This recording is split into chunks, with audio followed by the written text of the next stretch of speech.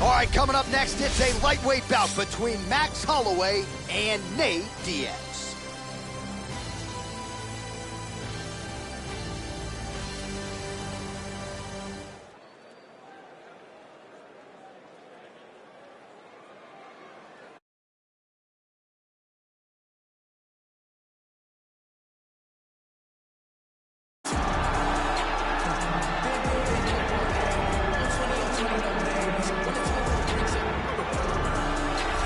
Get out your 209 tattoos, folks. Here he is, Nate Diaz, one of the biggest superstars in all of mixed martial arts. It's amazing to think where he could have taken his star power if he was in a regular cycle competing every 3 minutes. Yes, if he fought as regularly as most guys, his star power would be even bigger. But Nate Diaz moves at his own pace. A phenomenal striker and a great jiu-jitsu tacticianer. You fall into Nate Diaz's guard, you will get submitted, as he's shown on a number of occasions. A fantastic fighter. Welcome back, Nate Diaz. You're not going to out-cardio these Diaz brothers. You're not going to out-tough Nate Diaz. And once again, he is facing top competition here tonight. We'll see how it goes for Nate Diaz here in his UFC return.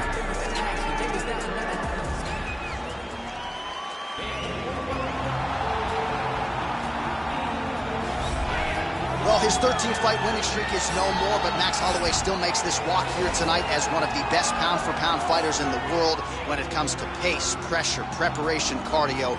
Few guys are going to be able to match what this Hawaiian brings to the table. And he can do it all. He's got great ability to get back up once he's taken down. He has takedown ability, but it's the range and the distance management that makes Max Holloway such a problem for everyone at 145 pounds. He doesn't seem as though he's throwing 100% effort with every strike. He's just touching you. Right. But the accumulation of damage that Max Holloway will put on you will make guys just fold in front of him, as we saw with Ortega and in both Jose Aldo fights. He's a big featherweight. We have seen him compete at 155 pounds. He has said he wants to move up to welterweight before his UFC career is said and done. He wants to beat me. Yeah, he wants a shot at the heavyweight champion. Don't hold your breath.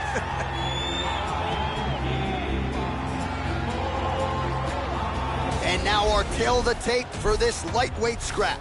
Holloway is 28. Diaz is 35. He will have a 7-inch reach advantage. Now for the introductions, here is Bruce Buffer. Ladies and gentlemen, this fight is 3 rounds in the UFC lightweight division. Introducing first, fighting out of the blue corner, a jiu-jitsu fighter holding a professional record of 21 wins, 13 losses. He stands 6 feet tall, weighing in at 155 pounds. Fighting out of Stockton, California, presenting an Ultimate Fighter season winner, Nate Diaz!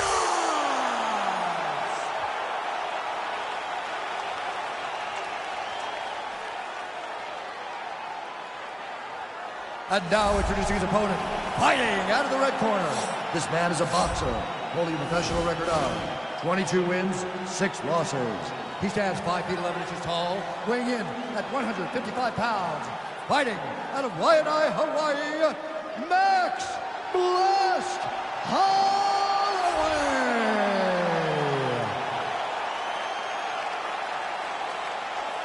And when the action begins, our referee in charge, Herb Dean. Herb Dean draws the assignment here. Ready to fight. All right, so here we go with round 1. Seems to be a situation in which he wants to do everything in his power to keep this fight on the feet. He'd appear to have a lot of advantages at distance. We'll see if he can get it done tonight. Yes, he has all the advantages because we don't see many specialists anymore in the UFC. Guys can generally do everything, but this guy is a jiu-jitsu player. He wants to get the fight to the ground and start to weave his web of traps to try and find a submission. This striker needs to maintain his space. He needs to make sure he is not on the ground, avoid it at all costs. Oh, beautiful jab by him there, really taking advantage of what is an obvious edge and reach. That right hand landed. Oh, man, it ain't Dikembe Mutombo, but he is blocking all these shots coming. Man, get that out of here. He sees it coming. You're going to have to mix it up. Shake that finger. Shake that finger. Oh, beautifully placed in time kick there by Diaz. Again, going back to the jab just out of range. Big punch lands over the top. How's he gonna follow this one up? Nice connection there by Nate Diaz. Not a guy you want to let get going here on the feet, DC. No, because it's all downhill with Nate, right? It's the activity that will overwhelm his opponents, and this looks like the start of that. Right on the button. So just over 20 total strikes have landed for Nate Diaz. Good series of strikes by him there. Great job of mixing it up, staying active, keeping busy, doing great work. Diaz gets caught with that punch. Just misses there with the left.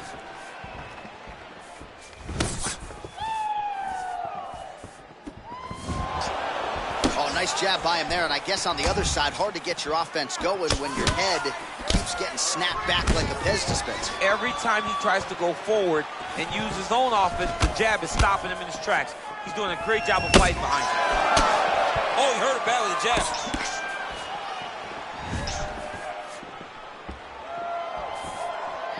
Misses with the right hand. Big, powerful punch lands. Now he gets back to range. Yeah, he's mixing it all up. Final minute of round one. And he landed the right hand there. Oh, nice right hand by Max. Both fighters hanging down in the pocket and both landing. Oh, body kick attempt here. It's no good. Oh, beautiful shot there with the hook. I'm not sure his opponent saw that one coming. His opponent is taking straight punch. He's hooking right around the guard to land and land efficiently. Ooh, big shot lands. Oh, he got absolutely bludgeoned. That's as good a combination as we have seen out of him here tonight. The last time I saw a combination this good, it was Donald Cerrone beating up on Rick Story.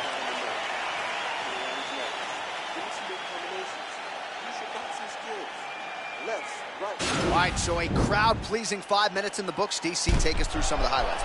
Punch after punch landed right on his opponent's face. Did a great job of finding his target, locking in, and then getting his fist to the target in that round. Round two is upon us. Your thoughts on round one, champ? Round one was a very close round. Both guys had their moments, but nobody has really went out ahead in the race as we go into the second round. Well, we told you off the top he had the reach advantage, and you saw it right there with that. Gets on the feet. His opponent in a lot of trouble now. That was Cain Velasquez's punch of choice. Every time he landed that overhand right, he hurt people bad. And this guy has his opponent hurt very badly. He's on the back. When guys actually go to their back, that means they're in trouble. So as we call on the numbers, 54 total strikes have already landed for Nate Diaz. And landing half the shots tonight, 50% the accuracy rate against Max Holloway. Big punch lands. Ooh. Over and over, he's landing these big body kicks. Well, now if you're the opponent, you really got to be careful as Diaz is able to find a home for that right hand yet again. When Diaz starts landing the right hand, you have got to stay firm. You have got to dig your heels in the ground and say, no way you're going to just run me over. Easier said than done when you're facing Nathan Diaz. Real sneaky body kick. Well, his corner was pretty urgent after round one. A little bit lackluster there in that opening round. He has certainly picked up the pace here, and as a result, he has taken control of this second round. Mixes it up nicely in terms of staying heavy and also staying active. Just missed with that right hand. See on that punch right there, his opponent's compromised, DC. It's one thing to land a hard shot. It's another thing completely to land a perfect shot. And that was a perfect shot. Holloway gets caught with that punch. Not the easiest guy in the world to hit, but he got caught there. Kick to the body now. That one won't land. Nice 1-2 there. Starting to see some of the damage cut underneath that right eye. Oh, look at him land another jab there. He's certainly using that weapon effectively here tonight. The most effective weapon. Wow. Oh, huge right hand. Look at him jumping in to try to get the finish. Oh, got him. He got him. And really starting to make these shots count. All right, stacked guard here, DC. The feet are on the hips. What does that mean? I mean that he's out. He's out. The moment you get the feet on the hips, all he's got to do now is just straight. Oh, watch guillotine here.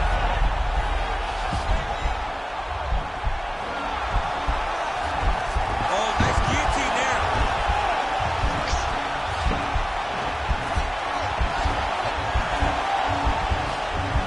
Oh, we're getting a finish here. And he's out. And that's the end of round number 2. All right, so there's the end of the round, and the tide has officially turned. A huge head strike to stun his opponent. We'll see which corner can adjust here moving forward. I mean, they've got to be celebrating. They've got to be happy. Everything's working. But the other side has to be concerned. They have to figure something out, make some sort of adjustment to try to change the tide of this fight.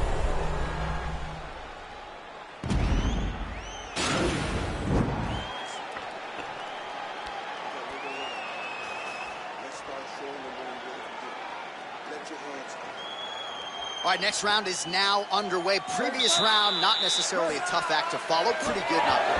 Pretty good round, but not the best round. Sometimes that's what you get when you have fighters that are so evenly matched.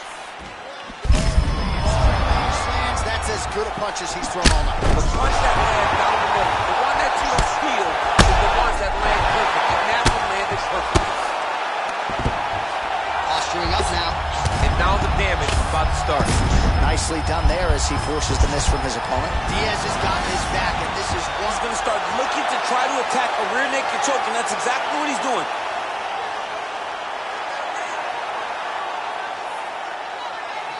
He is doing a really good job of relaxing, not panicking because he's getting choked. Oh, man, that was slick. Lands an elbow there. Nice job by Diaz. Well, these are some excellent ground and pound strikes here, DC. There's an efficiency with which he operates in these situations. He knows exactly when to throw, exactly when to hold, and it's allowing him to really control the grappling aspect of the fight. There's a song there, right? Know when to hold him, know when to fold him. Yep, absolutely. 3 minutes to go in round 3. Well, you're starting to see the damage now, bleeding from his cheek. Well, not only has he stayed aggressive as he was in the previous round, landing a high volume of strikes, but he's also been efficient, not just with his strikes, but also with his body movement. Complete performance out of this fighter here tonight. Big kick lands. All right, well, it's late in the fight. Time is of the essence, and when you're clearly losing and you know you need a finish, risk management goes out the window. Oh, yeah. No more risk management. Either get knocked out or you knock him out. One way or the other, you're going to lose. You can lose by decision or you can lose by knockout. But at least when you go for the knockout, you give yourself a chance to try to find your shot. Oh, nice connection there with a punch. Oh! He's out! He got him! What a fight! Beautiful shot to end the fight right there. It couldn't have landed much more flush than it did, and I'm not even sure the opponent saw it coming, quite frankly. So, near perfect execution on the strike that ultimately results in the KO here tonight.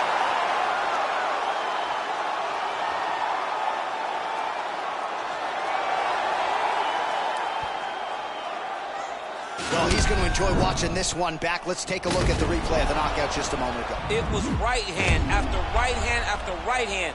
Finally, he found the one that hit the exact sweet spot that ended his opponent's night. And there he is after a massive knockout here tonight. Near perfect execution and a seminal moment for him here in the octagon tonight.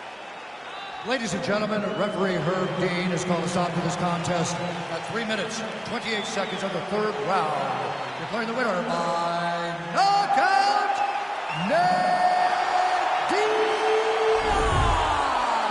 Oh, there he is after a huge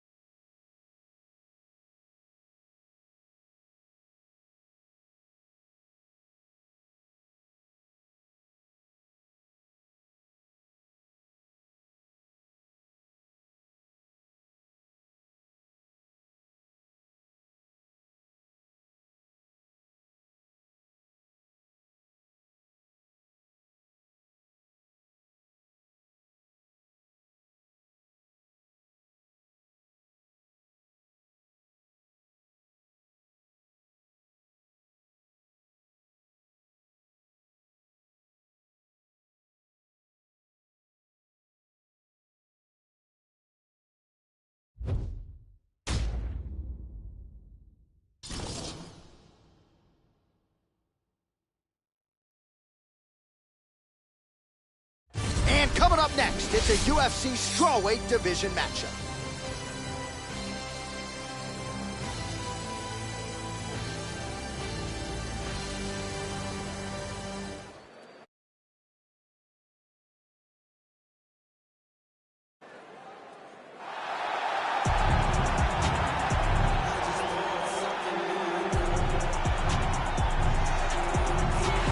All right, so here she is, the former UFC strawweight champion, Rose Namajunas. I mean, can you give us a Thug Rose, please? Thug Rose! Thug Rose! John, this was one of the most intense and fun moments that I've ever had as a commentator because the shock and awe was just so crazy. Madison Square Garden, Joanna Jędrzejczyk, a knockout in the first round. It was so fun, and all I could get out was Thug Rose. But I think you liked it, John. I absolutely loved it, and Rose certainly liked that result, but I think a lot of people point to that second Joanna Jędrzejczyk fight as the real coming out party for Namajunas, the fact that she was able to largely outstrike Joanna over 25 hard minutes. It was truly impressive.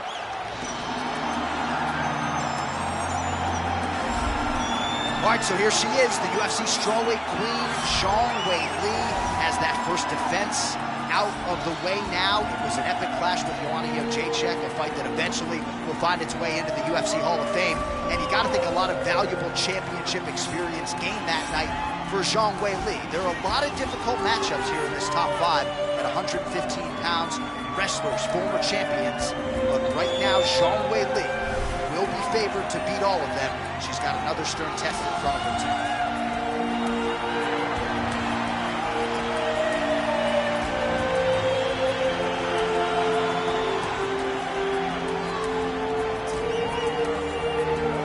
Tale of the tape for this strawweight fight.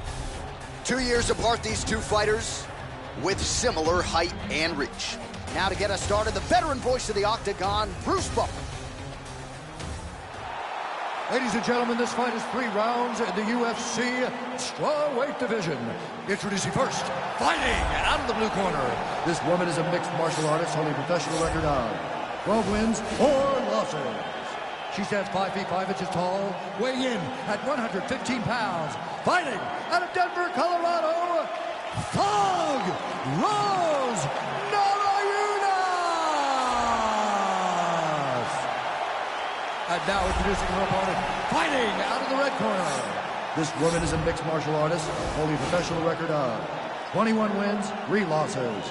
She stands 5 feet 4 inches tall, weighing in at 115 pounds. Zhang!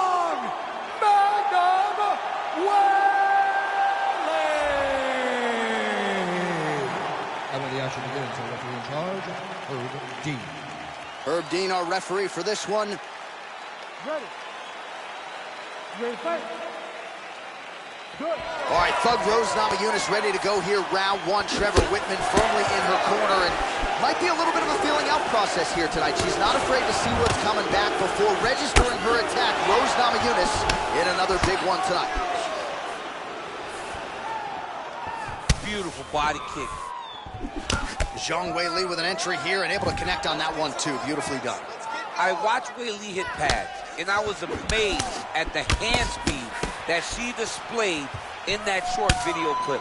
This is a fantastic striker, an unbelievable performer, and a great UFC champ. That's a nice job by her there to reverse the position on the ground. She was in trouble. Now she is the one handing out the punishment. Great change of position very quickly. Well, Namajunas' kick to the body is blocked. Ooh, big shot lands. Zhang gets tattooed by that stiff jab. Nice leg kick. Try to establish that jab. Consistently finding a home for that left punch. Oh, she blocks the punch.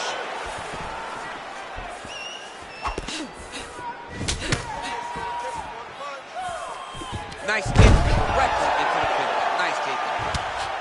Well, her opponent is squirming, and this might be the beginning of the end. The ground and pound strikes continue to land at will. She's landing it over and over again. She needs to make sure that when she's chasing the finish, she doesn't get excited and lose the position. And attacking armbar. Oh, nice job by her. Nicely done. Strong bottom work here, staying busy. Oh, and with conviction, she moves right into half guard. Without much effort, she was able to pass from her full guard right into half guard. I'm not sure her striking has ever looked better, DC, finding the range with relative ease here tonight. She's doing a great job of timing everything. She is seeing everything out there. So just over 20 total strikes have landed for Weili Zhang. Nice hook. So under a minute to go here in what has been a competitive and action-packed first round. Oh, big left. Left hand punch in the clinch. Nice job by her there, and this might just be a matter of time.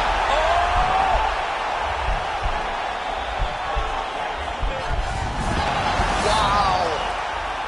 All right, full guard now, DC, and just because she has the top position does not mean she is not in imminent danger. Oh, she's in danger at all moments whenever she's in the full guard, because they have so many different submission attempts that they can throw up at you. So she needs to pass. By passing the half guard, already eliminates a vast majority of those submissions. Move to half guard, then continue to try to advance to either get off great ground and pound or just positional advantages in the grappling. All right, so we now look back at some of the action from that previous round, DC. A lot of good highlights on both sides. I mean, a lot of good highlights from both competitors. They both should be very proud of what they accomplished. But I'm telling you, man, I'm not sure they can keep this up. If they land at this clip for another 5 minutes, somebody's going to sleep. All right, round two. Oh, big punch lands. Nice 1-2 there. All right, she's landed some pretty good shots here tonight, but still, DC, unable to string any solid combinations together. I just don't believe she's confident in being in there. She's very aware of her opponent's power, so it's making her limit her activity on the inside. Throw that out the window. You're the faster fighter. You're successful. Let those combinations string together. So we call on the numbers here, DC. 39 total strikes, which have landed for Weili Zhang. And landing at a 54% clip tonight against Rose Namajunas. What a beautiful takedown. Nice elbow.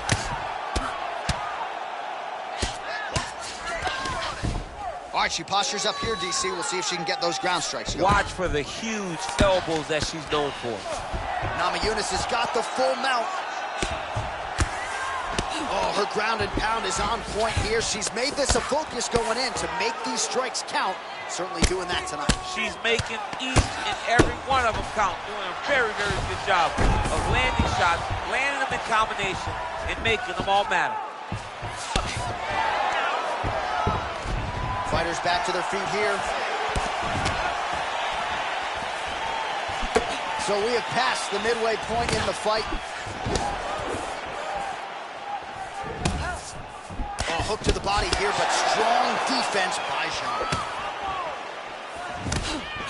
Well, she has certainly picked up the pace here in round two and starting to find herself in the pocket a little bit. She was a little bit hesitant in round one. No hesitancy whatsoever here in round two. She has clearly found her rhythm and range. Nice punch there. Real quick leg kick. So the straight punch is there for her. Beautifully split the guard on that attempt. Even though her opponent's hands were up, she threw it right down the middle and landed exactly where she intended it to. Good series of strikes by her there. She is staying wicked busy tonight. Very busy, but also super accurate. She is on point. We approach the 1 minute mark here in the second round.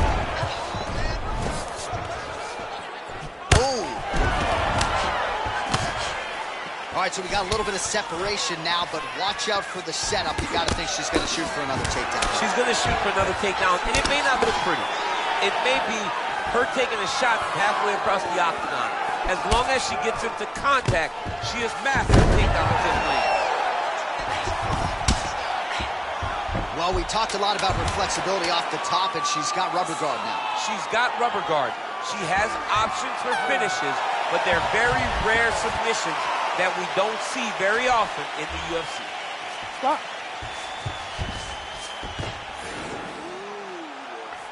That's what we're talking about. All right, you got one more round here. It's not over yet. 5 more minutes. All right, now we take a look back at some of the action in that previous round, DC. A lot to like on both sides here. I mean, both were intent on going forward. And what happens when nobody wants to take a step back? They meet in the middle. That's exactly what they did, and they both found success over the course of that round. All right, next round is now underway. Didn't love that previous round. Both women had some moments, but not necessarily the back and forth high-level action we expected. It was very slow. Both of them were very, very tentative in their approach. Who is going to make that determination that this is my fight? Somebody has to take the lead going into the next round. Oh, she just continues to land a high volume of strikes here, really just like she did in the previous round, and she does not seem to be slowing down at all. And she connects with a punch there, champ. She's so accurate. She's so good at timing all of her strikes. DC, for my money, she's really timing her shots pretty well here tonight. Her timing, accuracy, and also the activity level is great tonight. Oh, wow! Head kick. Now goes in and secures the takedown. Back to the feet.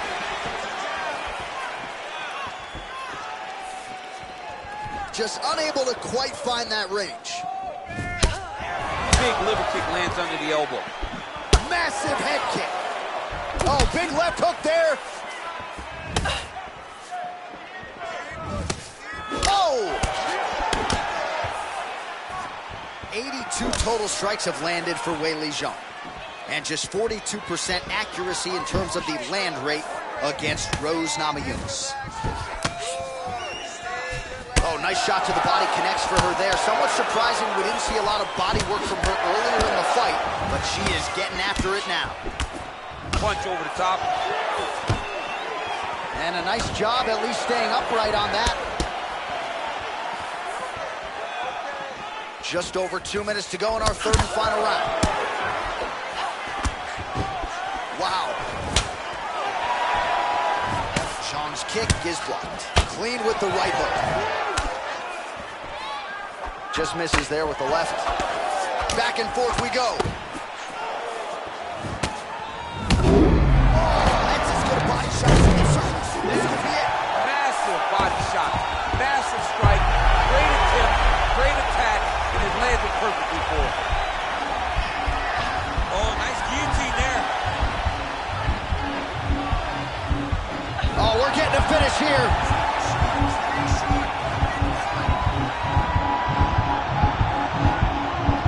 This might just be a matter of time. Wow. Oh, the right hand is there for her. Oh, pretty good job there posturing up and landing with the ground and pound. She has been very efficient in this situation tonight. Very efficient and very accurate. Hats off to her. Namajunas gets caught with that punch. Don't be afraid to get that head off the center line. Liver kick, if you take those kicks, it's going to shut your body off. All right, so the fight was close according to Las Vegas. It was competitive throughout. We might be destined for a split decision. I mean, this is exactly what we expected this fight to be. You knew that you were about to watch two of the best female fighters in the entire world. She held a slight advantage on the stand-up, and I think that's going to be enough to earn her a victory. The official decision is in. Bruce Buffer has it. 3 rounds, we go to the judges' scorecards for a decision. For the winner by split decision, Bantamweight.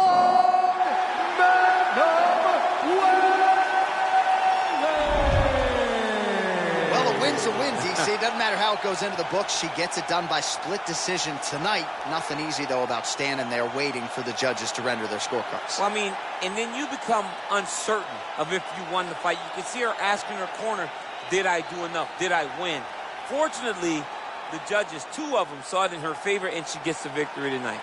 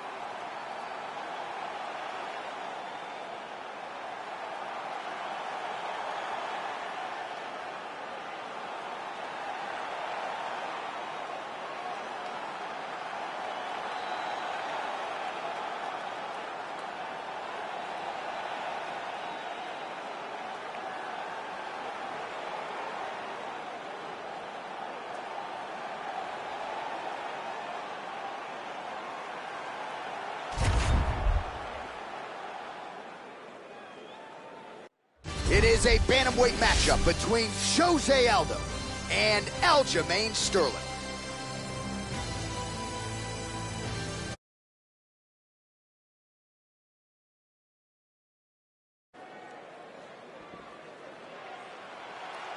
Ready. You ready to fight? Good. Well, these guys have been on each other's radars for quite some time. Tonight, it shall be done. Both guys well-rounded. You think we get some kickboxing matches tonight or what? You just don't know, right? You don't know who's going to be able to employ their strategy the way that... Whoa! Oh, he might be out. He's in trouble. He's hurt bad.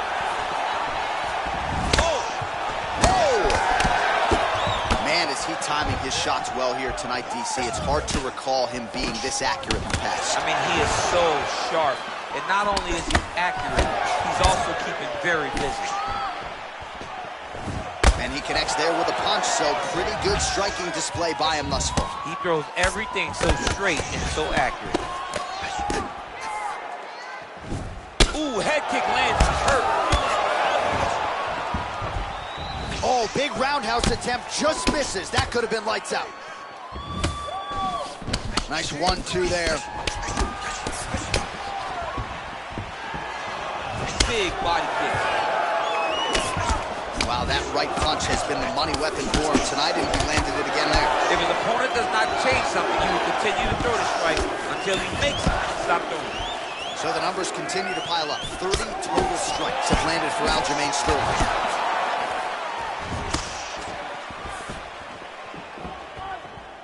Nice straight punch. Well, Sterling comfortable wherever the fight goes, but you're seeing a lot of the improvements he's made in his stand-up under Ray Longo, and at least early on in this one, more than content to strike. Oh, nice. Trying to double up on that jab. So 3 minutes off the clock in our first round. Sterling's head kick attempt, that one is blocked. I mean, look at the commitment to kicking in this fight.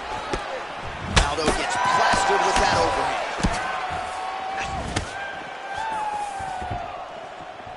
Trying to establish that jab once again. Well, that one should leave a mark. Outstanding leg kick employed there by Aldo. Ooh, what a punch. Oh, the difference in the striking is crazy. Lands flush with that right hand. Oh, nice right hand. Whoa! Over the top. This fight's gonna be over.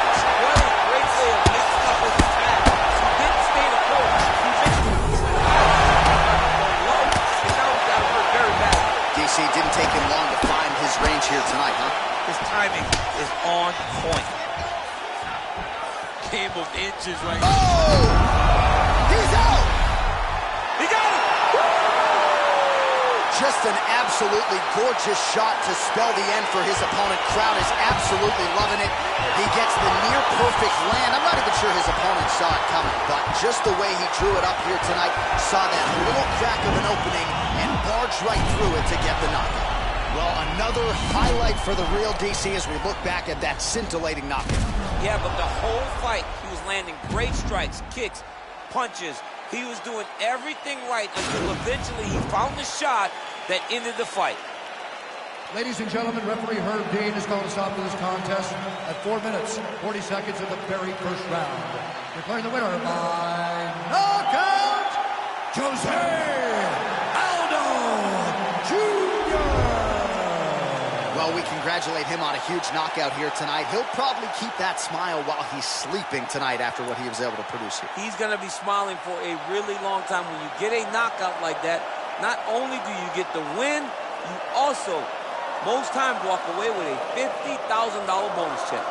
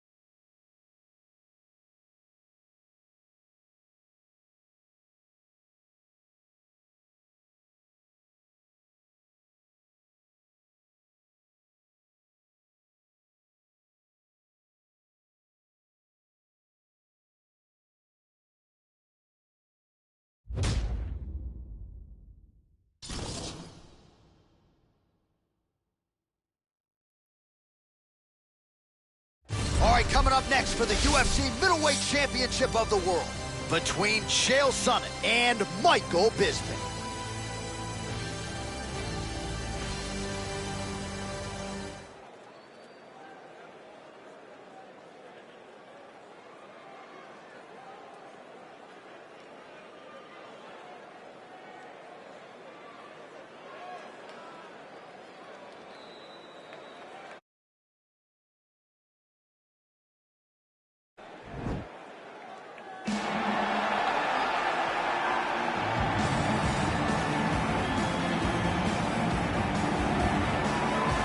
So here he is, the #1 middleweight contender, getting set for this 185-pound title fight.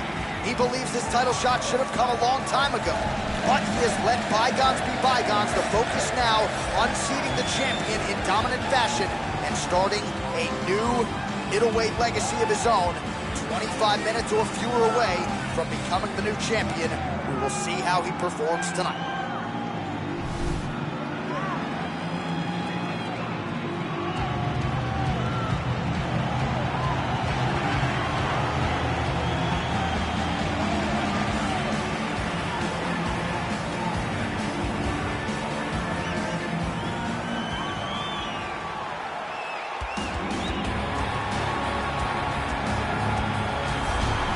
So here he is, the reigning, defending, undisputed UFC middleweight champion of the world.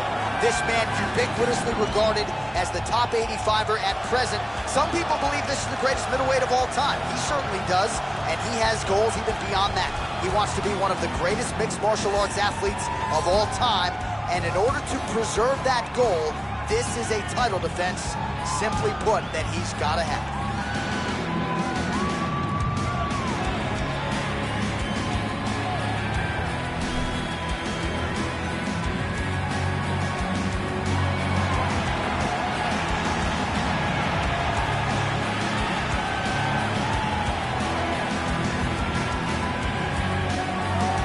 Tail of the tape for this, our main event of the evening. The American is 35. The Brit is 37. The rest is nearly identical. And now to get us started, here's Bruce Buffer. Ladies and gentlemen, this is the main event of the evening. And when the action begins, our referee in charge, Dan Mergliata. This is the moment UFC fans around the world have been waiting for. Live from the MGM Grand Garden Arena in Las Vegas, it's time! 5 rounds for the undisputed UFC Middleweight Championship of the World. Introducing first, fighting out of the blue corner. This man is a kickboxer, holding a professional record of 31 wins, 9 losses. He stands 6 feet 1 inch tall, weighing in at 185 pounds. Fighting out of Manchester, England, presenting the challenger, Michael the Count Bisping.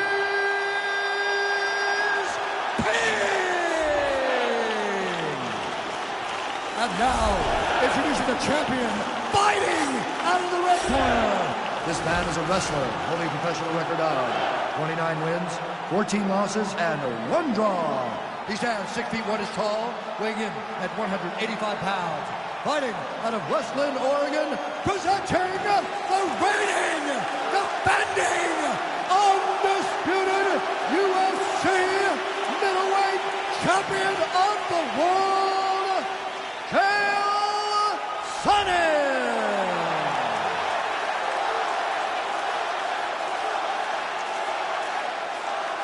All right, this is for the UFC Championship. I want you to be my commands at all times, protect yourself at all times. I want a nice, clean, safe fight. Touch gloves, back your corners, come out fighting. They touch him up, and we are underway.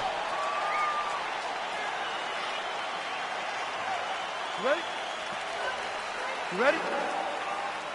Let's All right, so here we go. This highly anticipated fight is now underway. Looks like a classic matchup of striker versus grappler. Am I simplifying things too much? In this instance, you aren't, because this is what got these two men to the show. Right. One guy is known for his diverse attack on the feet. The other guy is known for his ability to drag the fight to the mat and put his opponents in danger from the very start of the grappling exchanges. Able to check that kick as well. Oh, good opportunity to do damage here. He's got that Thai clinch. Muay Thai plug. Oh, nice connection there with a punch, DC. Great timing to land that punch. What a body kick. Nice right hand.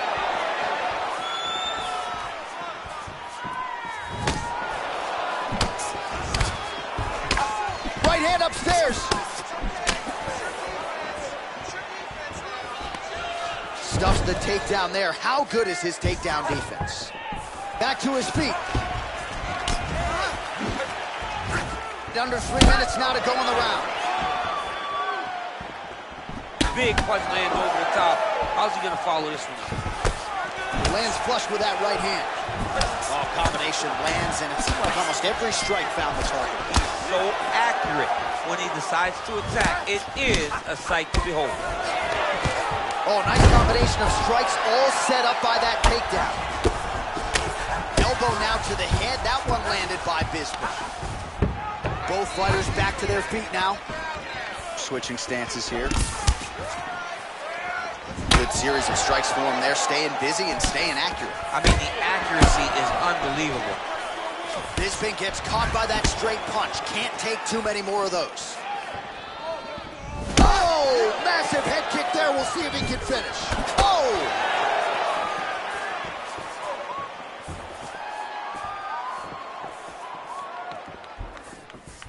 Big pause punch lands. Now he gets back. And potentially a critical takedown here. Oh, tags him with the left. That is an educated left hand. Educated left hand. He's throwing it so fast and so crisp. A lot of top pressure being applied here as he works out of side control. Oh, he's got the knee on the belly. Could be trouble defensively. All right, working out of side control here. His opponent trying to control posture, but you got to be careful here. Sonnen's got the full mount.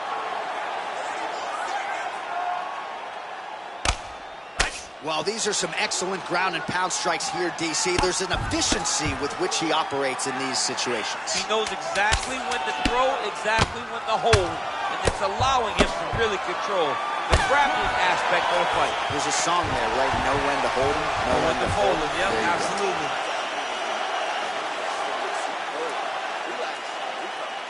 Same thing this way.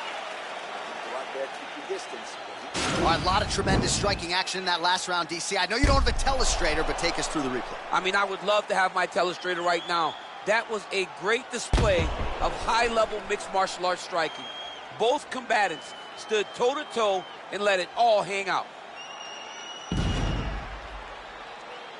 All right, DC, second round is getting underway. Round one, not the round of the year necessarily, but some good in there. And it's not always gonna be. When you have two very talented fighters, sometimes it's very even. That's what we saw in round number one. Back to the jab now, no good. Bisping gets caught with that punch. Not the easiest guy in the world to hit, but he got caught there. All right, he engages in the single collar tie. Michael Bisping retreating here. Oh! And now his opponent in a world of trouble. Such a sneaky head kick. That is it.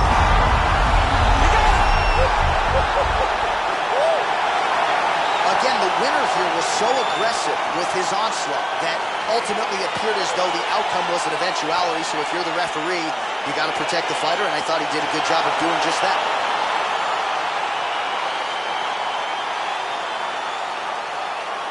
We'll take a look back at the highlights. You know we're going to find that nasty head kick somewhere in this highlight rip. Just an incredible result for him here tonight. A very nice head kick to finish the fight, but don't ignore all the work he did with his hands. And give credit to the opponent. The opponent was in there every step of the way. And in order to get a fight of the night like you got tonight, both guys have to be willing to participate. We go inside the octagon. Bruce Buffer has the official decision. Ladies and gentlemen, referee Dan Mergliante has called a stop to this contest at 1 minute, 1 second of the second round. Declaring the winner by knockout and new UFC middleweight champion of the world, Michael All right, so how about this result tonight as we congratulate the new UFC middleweight champion? It's a good thing you're not allowed to bet on these fights because... I like the champ coming in, but this guy sat across from us and said, I am going to get the job done. That belt is mine. He's only been keeping it warm. Tonight he became the champion just as he said he would.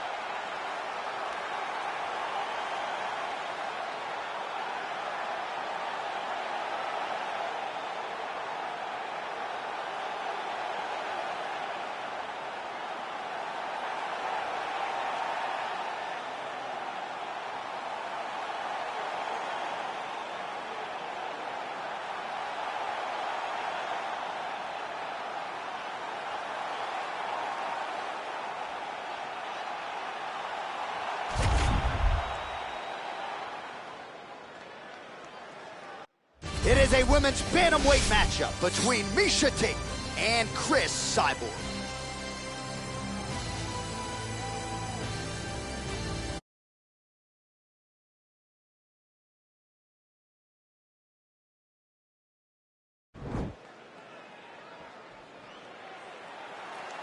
Ready.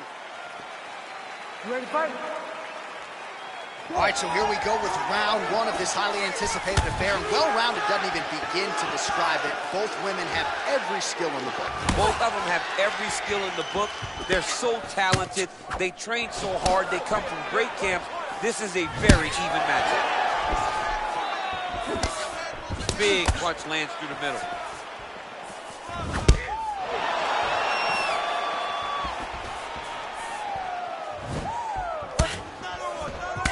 Body kick.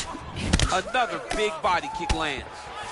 Man, her striking looks clean tonight. Timing on point. Her timing's on point. Her accuracy's on point. She's very busy.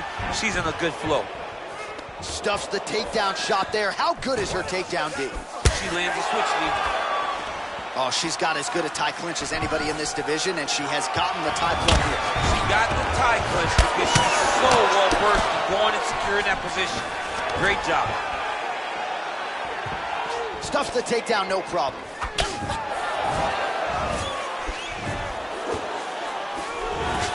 That knee might have landed there. Oh, huge knee to the body. That'll soften her up. An uppercut landed.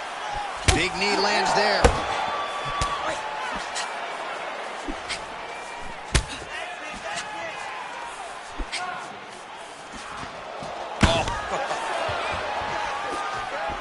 Just missed with the left there. And they separate. Nice punch there by Cyborg. Oh, she's really starting to put together some significant body shots here, attacking both sides now. Beautiful kick.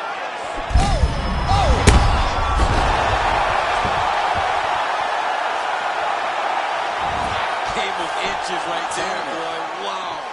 It was good night if that landed. Oh, that would hurt finally, yep.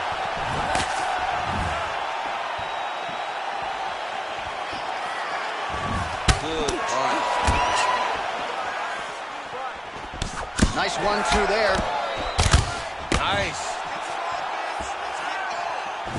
does she throw these hands seamlessly and easily, connects with another series of punches, though. She is one of the best boxers in the UFC, and this is the reason why we say it every time she fights. Back and forth we go.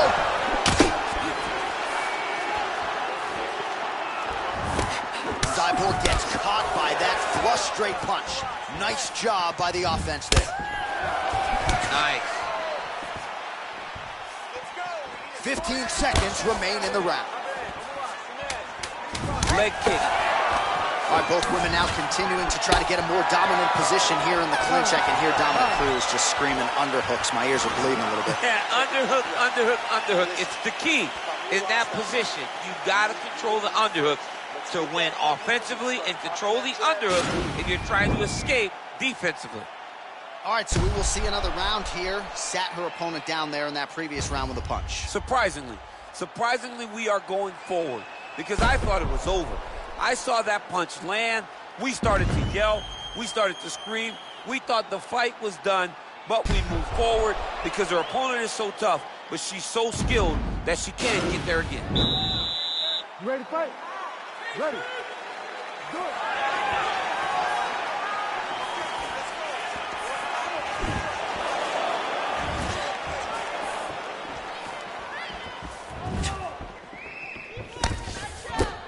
Nice punch there. Kick to the body by Cyborg. Nice 1-2 there. Whoa!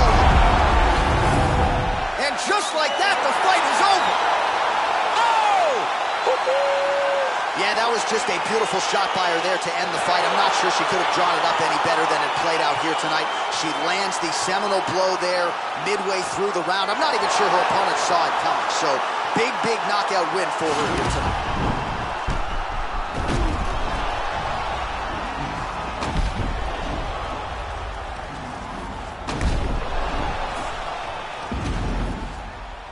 And there she is after the massive knockout. That is one they will be talking about for quite some time. We go right inside the octagon to Bruce Buffer. He has the official decision. At 31 seconds of round number 2, declaring the winner by knockout, Meisha Tate. Well, there she is, and you can be sure there's going to be a long line at the after party tonight after what she was able to accomplish tonight. I mean, she will be as popular tonight as she's ever been. Because no one forgets a knockout like this. It'll be on TV. It'll be on the news. It'll be available everywhere she turns for the next few weeks. And this is a massive moment for her.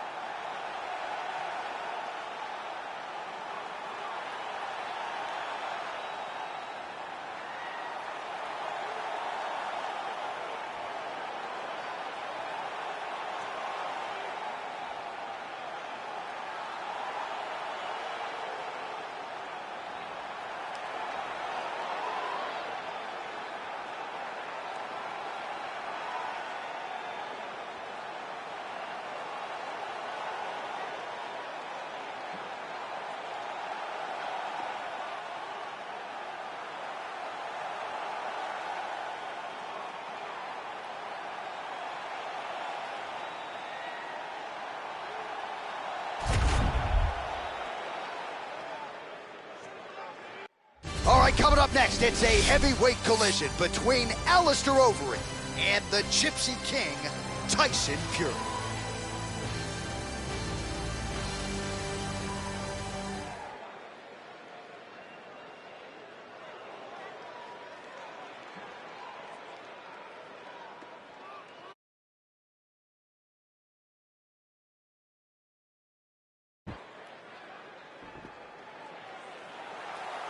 Ready. You ready to fight? Good. Round one is upon us between two of the best fighters in this division. Hard to find anything resembling a glaring weakness on either side when you break down the film. There are no weaknesses in these guys. These guys are as well-rounded as they come. They both can wrestle, both can grapple, both can strike. They can do it all. And these are the matchups that we dream of as MMA fans. Oh, really using his reach advantage there with that land, DC. That was lightning fast, that right hand. Well, perhaps a sign of things to come as he lands a kick there. Nice kick landed by this gentleman. All right, he'll engage in a single collar tie, and they separate. Oh, you can hear the thwack from here as he lands another leg kick in DC. Now we're seeing visible damage as that leg starts to redden up. And now you start to see the damage. And now you start to see the limping of the opponent. Watch as he gets kicked in the leg, he's turning away. He can't even get any pressure on his front leg anymore. He is beat up. That leg has been tenderized by this young man. Beautiful combination there by Tyson Fury. Lands the right hand. Well, he's got the kicking game going tonight. Lands another one there. A beautiful kick, and all I can think of, better him than me. Connects with a right. Some fighters don't check a lot of leg kicks. That one was checked. Oh, wow. Huge head kick. Now goes in and secures the takedown. Back to the feet. That knee might have landed there. Nice punch land. Oh! Under 2 minutes to go in a back and forth first round here. Oh! Nice combination of strikes there by Fury. All right, he engages in a single collar tie here. All right, so he continues to use his jab effectively here, DC. He gets that hand to the target pretty quickly. I mean, just right away, blasting the jab over and over. You come up, you go down. Another takedown land. Good punch land. Back and forth we go. Oh, collar tie. Look at those weapons. Look at how he uses his knees to the body. Well, missed on that one. Got the single collar tie. And he comes through with a big knee. That knee hurt him.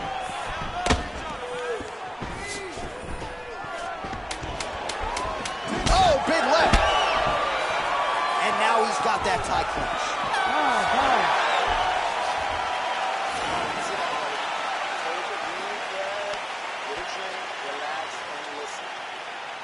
All right, there's the horn, and what a round it was. DC, take us through the replays. Punch after punch. He landed him at will. He went right at his opponent, got in his face, and showed this is my octagon. We are going to dance to the beat of my tune.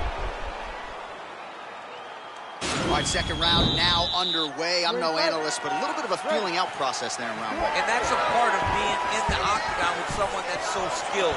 You cannot just go after him guns a-blazing. Both of these young men are trying to find the right moment to attack. Oh, really? Over the top. This fight's going to be over, Cris. What a great way of mixing up his attack. Didn't stay the course. He mixed it up. He went high when his opponent thought he was going low, and now he's got him hurt very badly. Man, he's just got a great feel for this. What a fan. Oh! Well, he's up. Oh!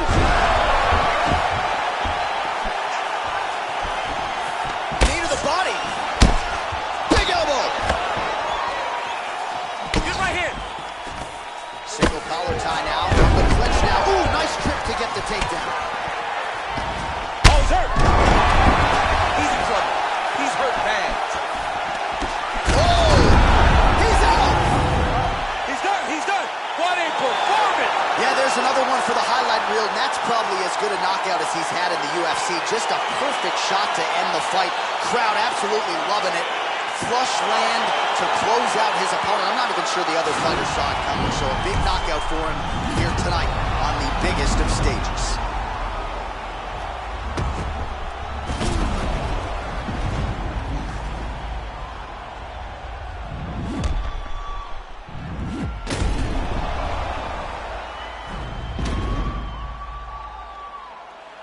official decision is in. Here is the veteran voice, Bruce Buffer. Ladies and gentlemen, referee Herb Dean has called a stop to this contest at 1 minute, 32 seconds of round number 2. Declaring the winner by knockout, Tyson Fury. Oh, there he is after a huge knockout win tonight. You going to the after party or what? I mean, I'm heading over there right now, John. I'm asking the producers, how soon can I get up? Because it's going to be a party over there. Not only because of the knockout, but that extra bonus check he's going to be carrying to the club tonight.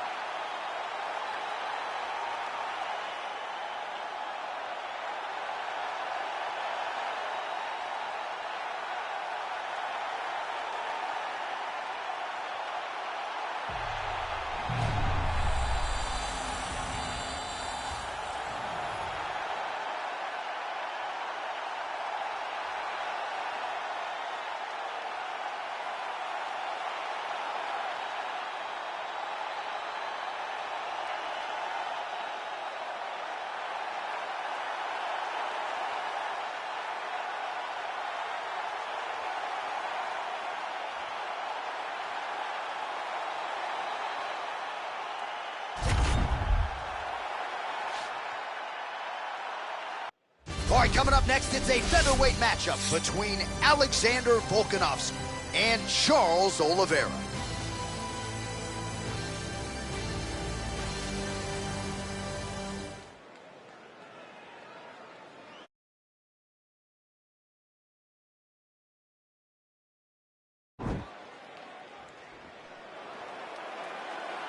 Ready. You ready to fight? All right, so the fight is underway. We will see how it plays out. It's a pick'em fight according to Las Vegas, and really hard to think of a weakness that we have seen on film from either guys in their UFC careers. I feel like both of these guys are the top of the food chain. They're the best of the best that we can put inside the octagon.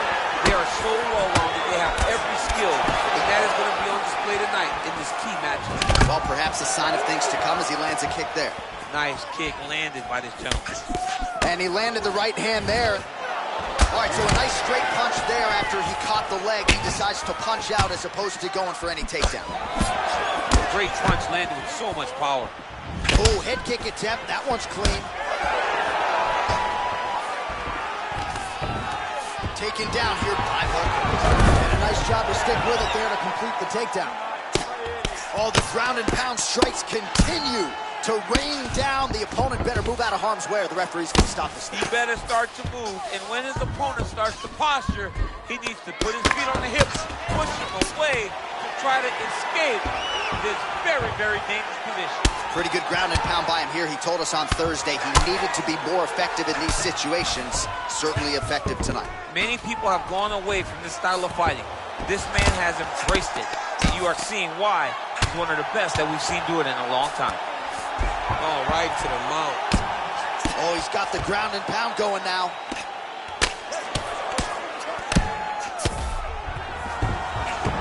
Back mount now. Going for that patented rear naked choke now. He is doing a really good job of relaxing, not panicking because he's getting choked. His opponent's got double hooks in now under the chin. It's starting to get deep.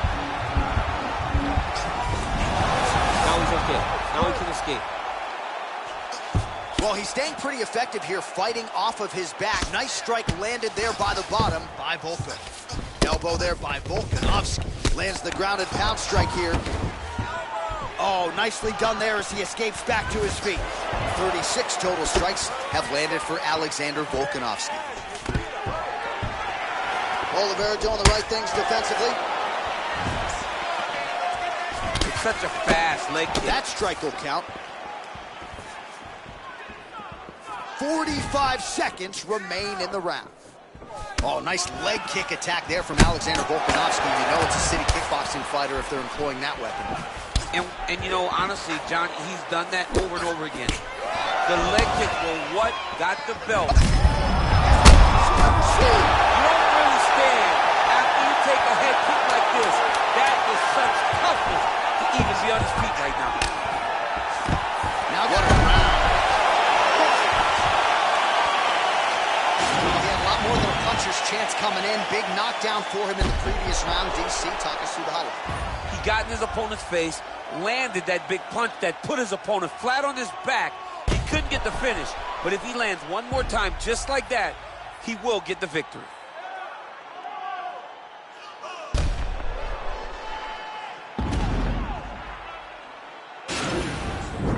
Keeps dropping his left hand. He's leaving his jaw wide open for you. To stay on the outside. All right, here we go. Round 2. It is Alexander Volkanovskj and Charles Oliveira.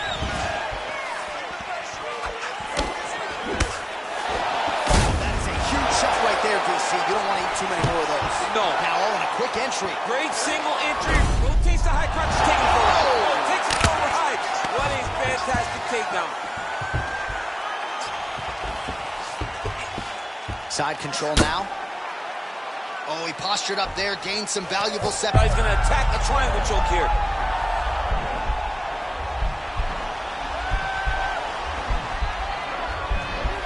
Watch triangle, watch triangle.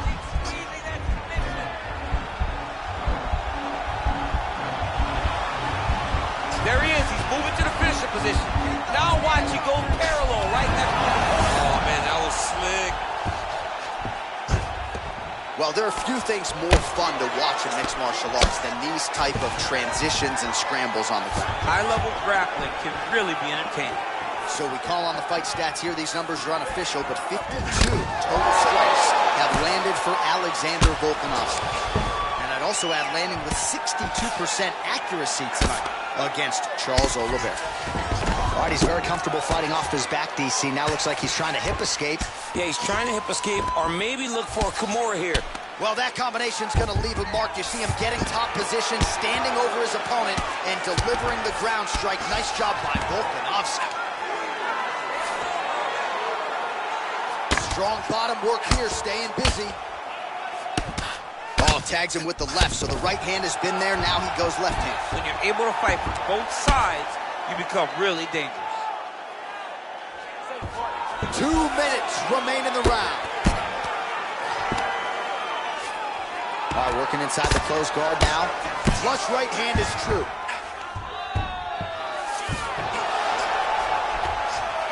Oh, wow, that happened quickly as the fighter reverses position there on the ground.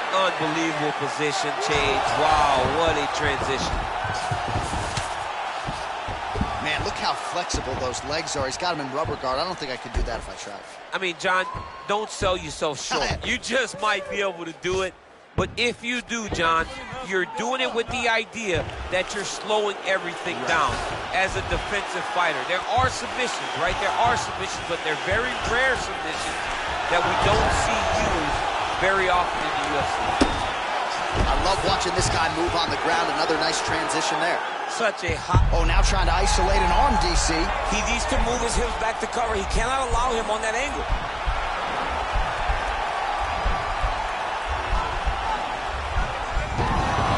And he's out.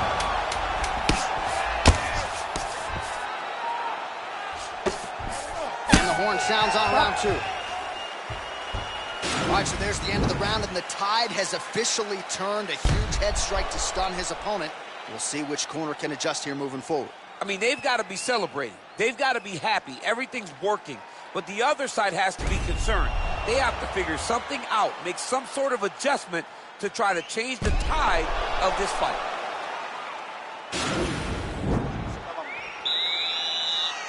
Ready to fight?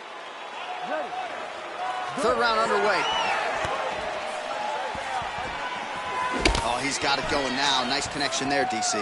Another punch landed. He's got to be careful dipping his head when he's throwing that jab. Looked like he might have landed there. Instead, a swing and a miss. 5. Oh, the fight thus far. How's his opponent still standing? I mean, I have no idea. This fight is supposed to be over. And it might not be over now, but it's going to be over very soon. All right, he's trying to control posture here. Now trying to hip escape. He's just trying to move out of this position off the bottom. He's in side control now. He goes to the knee to the body, and it's there. Now he's on top of him looking for the finish. All right, he's sort of hanging out here unguarded, DC. Not sure if he's trying to bait him in or what, but not great body language here.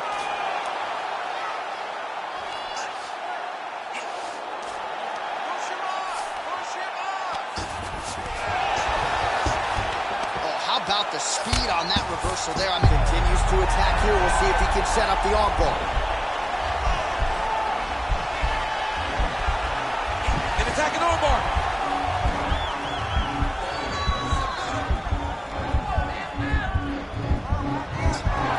You got to recognize that when a guy starts to put his feet on your hips, you got to move him off, and you got to cover. You can't be off doing anything. Looked like a hammer fist was a lot of there. Goes back into the finishing position.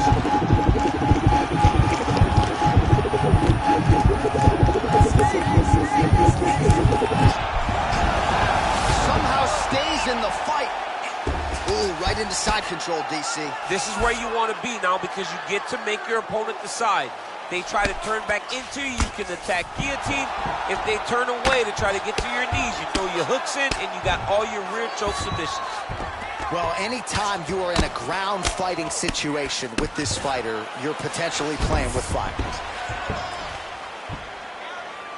Oh, looks like he's transitioned to an armbar. You cannot stay in the guard of these great jiu-jitsu guys.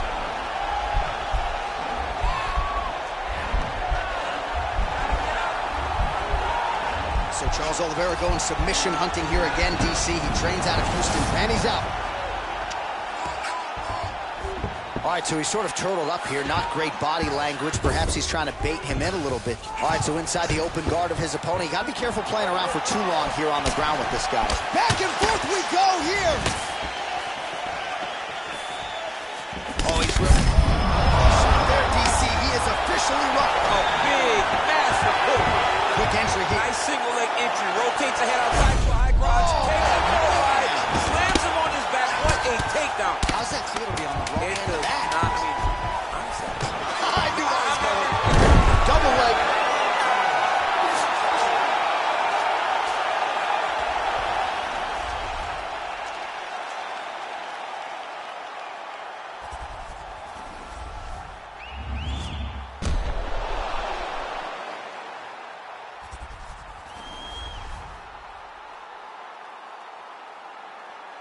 All right, the official decision is now in. Here is Bruce Buffer. Ladies and gentlemen, after 3 rounds, we go to the judges' scorecards for decision. All 3 judges scored this contest 30-27. Declared the winner by unanimous decision, Alexander the Great Volkanovskj! All right, congratulations to him. He is your winner by unanimous decision, and certainly a dominant performance here tonight. Yeah, he did a great job of just dictating and controlling all the engagements of this fight. His opponent never really had an opportunity to lead the dance. He did that from start to finish, and he wins a unanimous decision.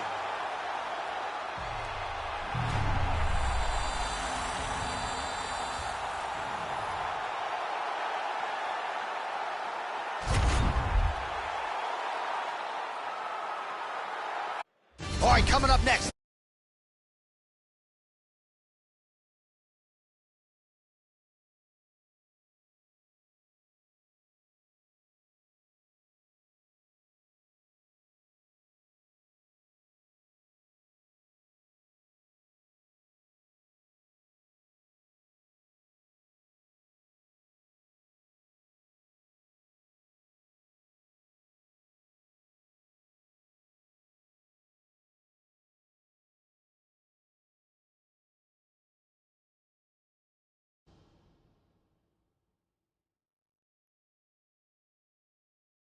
All right, coming up next, it is a UFC Bantamweight Championship fight between Sugar Sean O'Malley and Dominik Cruz.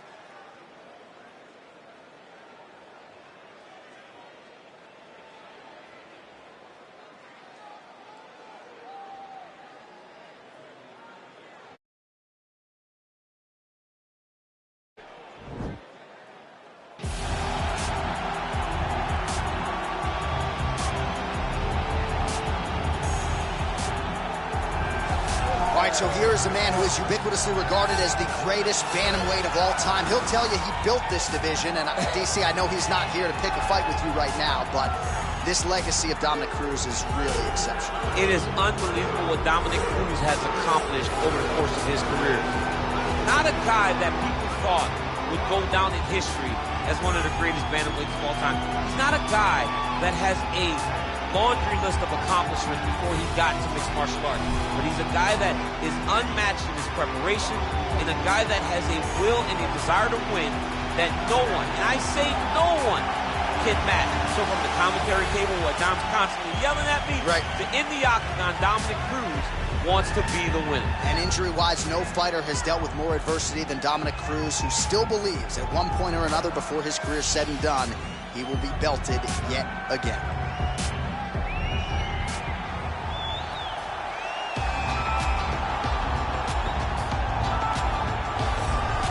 Well, he has successfully defended the title, and that is the goal in front of him yet again tonight.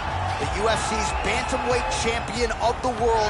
And not only does he believe he is the best right now, he believes he is the best 135-pound fighter of all time. If you want to be in that class, tonight, certainly one this young man has got to have.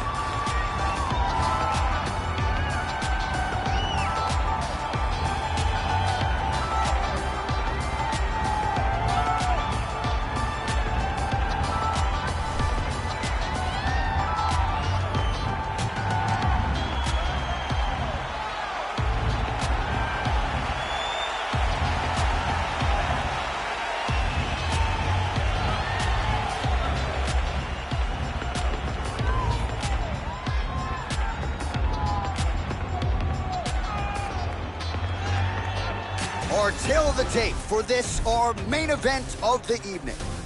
So a more than 5-year gap between these two fighters when it comes to the age. Some differences in height and reach as well. To get us started with the official introductions, we go inside to the veteran voice of the Octagon. Here's Bruce Buffer. Ladies and gentlemen, this is the main event of the evening. And when the action begins, our referee in charge, Herb Dean.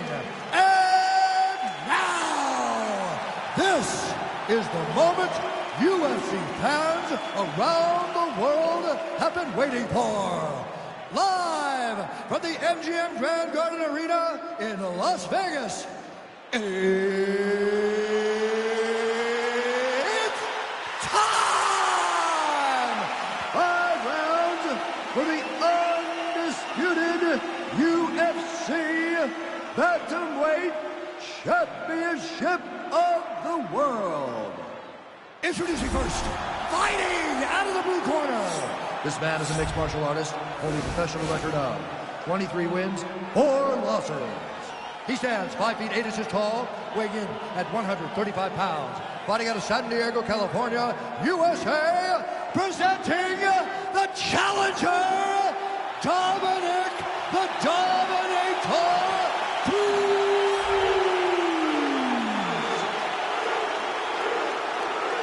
And now, introducing the champion, fighting out of the red corner. This man is a mixed martial artist, holding a professional record of 14 wins, 1 loss. He stands 5 feet 11 inches tall, weighing in at 135 pounds. Fighting out of Glendale, Arizona, USA, presenting, leading, defending, undisputed UFC Bantamweight Champion of the World, Sugar Sean O'Malley.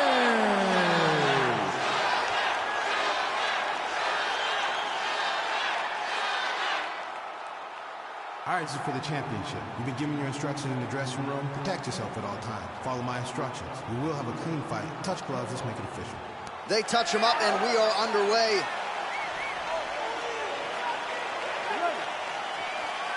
You ready to fight? Well, these guys have been on each other's radars for quite some time. Tonight, it shall be done. Both guys well-rounded. You can pick the kickboxing match tonight or what? You just don't know, right? You don't know who's going to be able to employ their strategy the way that they need to. This is a close fight on paper, and also in every performance we have seen them put on. These guys seem to be the mirror image of each other. All right, early round one here. Big reach advantage, DC. We'll see if he can employ that patented jab. Yes, he has to maintain distance. He's the taller guy. So every time his opponent tries to enter, he's going to have to take something on the way inside. Big punch lands over the top. How's he going to follow this one? He loaded up with that right hand, too. Oh, nice elbow. So both guys landing at will here. Good action early. Oh, Mally gets up. He is back on the feet here. Oh, nice jab by him there. And I guess on the other side, hard to get your offense going when your head keeps getting snapped back like a Pez dispenser. Every time he tries to go forward and use his own offense, the jab is stopping him in his tracks. He's doing a great job of fighting behind him. It's a beautiful, fast, quick jab with meaning. O'Malley gets caught with that punch. He'd be wise to get those hands up. Right hand upstairs. Oh, massive head kick there. We'll see if he can finish. And just misses with that big right hand. Blocks the shot. Beautiful kick. Right hand upstairs. Oh, and he finally gets the takedown now. So what do they say? Try again. If at first you don't succeed, you try again. And this guy is the poster boy for that saying, because he shot many takedown attempts, and he finally has secured one. Outstanding ground and pound here. Somewhat of a lost art in MMA, at least in terms of making sure that every strike counts. Not an issue for him. He's making every single one of them count. He is not pity-patting. He's not touching. Every punch that lands, he wants you to feel it. Oh, man.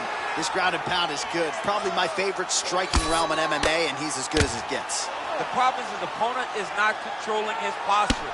He's allowing his opponent to get up, and when he does, he creates distance and space to land these beautiful ground and pound combinations.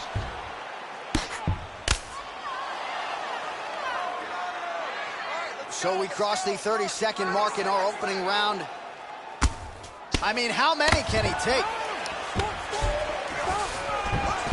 20 seconds to go.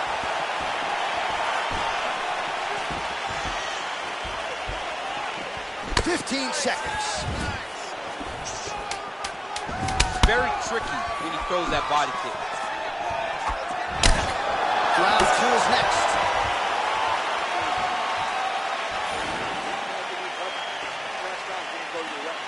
You're looking tired out there, but I know you trained hard.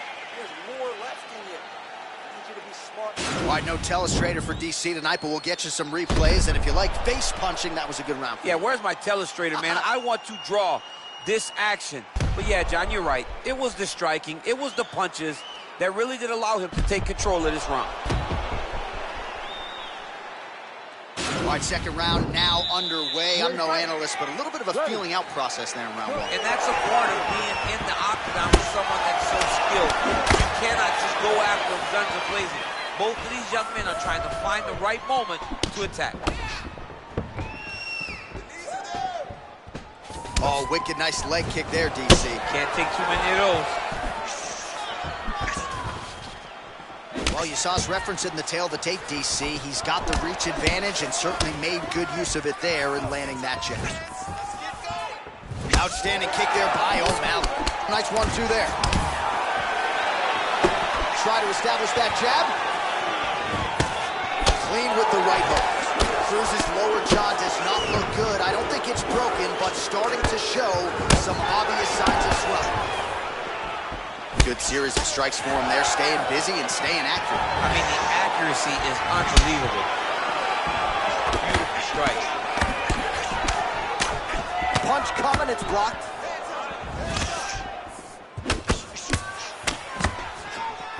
Well, he's been pretty accurate tonight. He's landed some significant strikes, but his corner's looking for him to mix it up a little bit more and just throw more volume. Because they don't see too much of a threat. This guy has to have confidence in knowing that when he extends his combinations, he's still safe. Oh, big strike lands. Big strike lands. Now he looks to try to chase down that big. He needs to start looking to finish down because he's got his opponent hurt very bad. Oh, he might be out. That one is starting to end the fight. Yep. Can't take many of those. You better check. Lands a good combination. Now his opponent in a world of trouble. Such a sneaky head kick. He did not recognize it. Shooting high. Now he's got him hurt bad. Well, he was a little bit lackluster in round one. You can't say the same here in this second round. He has really picked up the pace, an uptick in the aggression and the output, and starting to find his range here in the pocket. And they separate. Whoa! He's out. He's out! Forward. Oh, my goodness. I'm not sure if that's the way he drew it up, but a huge result for him here tonight as he gets the win by way of knockout, and that's about as good a one-strike finish as we've seen here in the UFC in recent memory.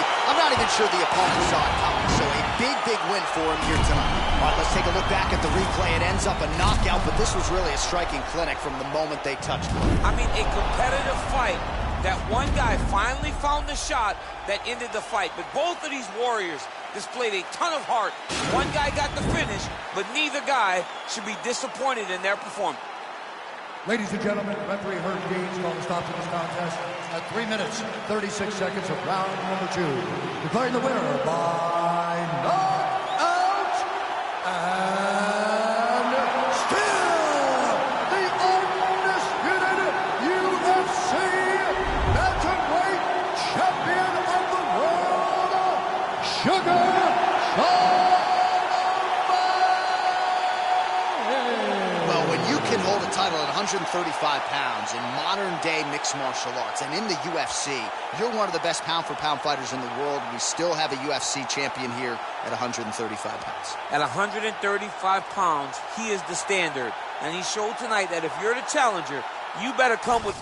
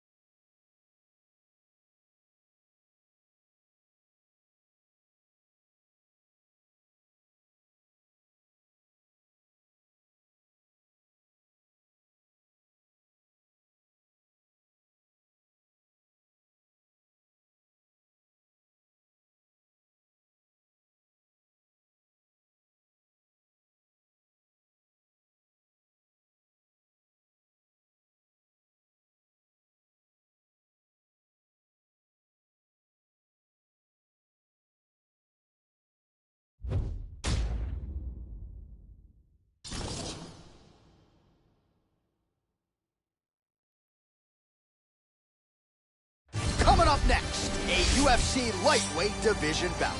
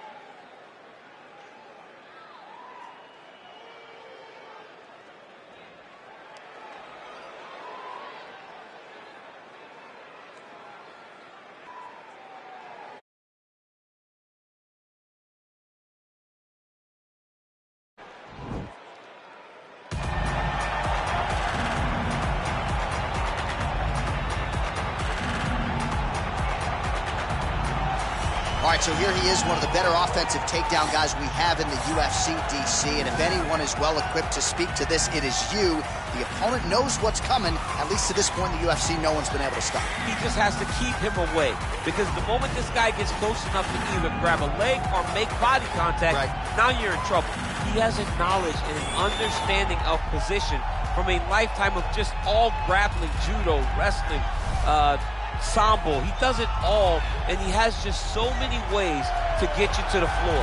This guy once told me that if he can get your leg, he's going to finish. Because he's going to give you so many things to think about you will not be able to process and keep up with him, and eventually you're on the mat. It's unbelievable to watch him apply that knowledge to the mixed martial arts fight. And as the wrestlers say, this is not a guy you want anywhere near your bracket. No, you don't want him in the bracket. Well, with respect to Justin Gaethje and anyone else you want to throw in the mix, this is about as watchable a fighter as we have on the UFC roster, the former interim lightweight champion, El Cucuy, Tony Ferguson. Tony Ferguson is just nasty, from the elbows that he lands on the feet to on the back, the submission ability that he possesses. One of the most diverse strikers in the UFC, and with a college wrestling background, every time you step foot in the octagon with Ferguson, you know that you have your hands full. And there's some fighters who just don't like training, right? Frank Mir would always say, I don't like to train. Tony Ferguson loves to train. He'll go 5 or 6 hours hard. That's crazy. And from a work ethic standpoint, few guys are going to be able to match that.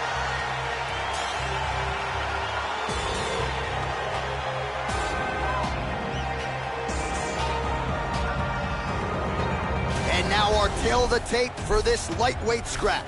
Ferguson is 2 years his senior. He will have a 7-inch reach advantage. All right, now for the particulars, here's Bruce Buffer. Ladies and gentlemen, this is the main event of the evening. And when the action begins, our referee in charge of the octagon, Herb Dean. And now, this is the moment UFC fans around the world have been waiting for. Live from the MGM Grand Garden Arena in Las Vegas, it's time! 5 rounds in the UFC lightweight division. Introducing first, fighting out of the blue corner.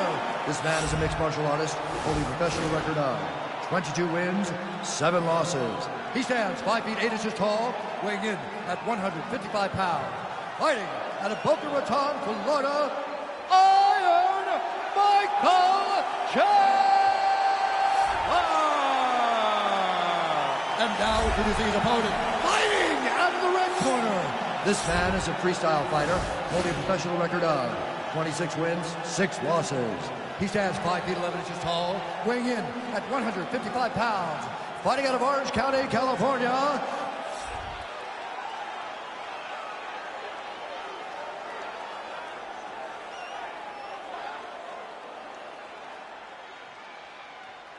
You've been given your instructions in the dressing room. Protect yourself at all times. Follow my instructions. We will have a clean fight. Touch gloves, let's make it official.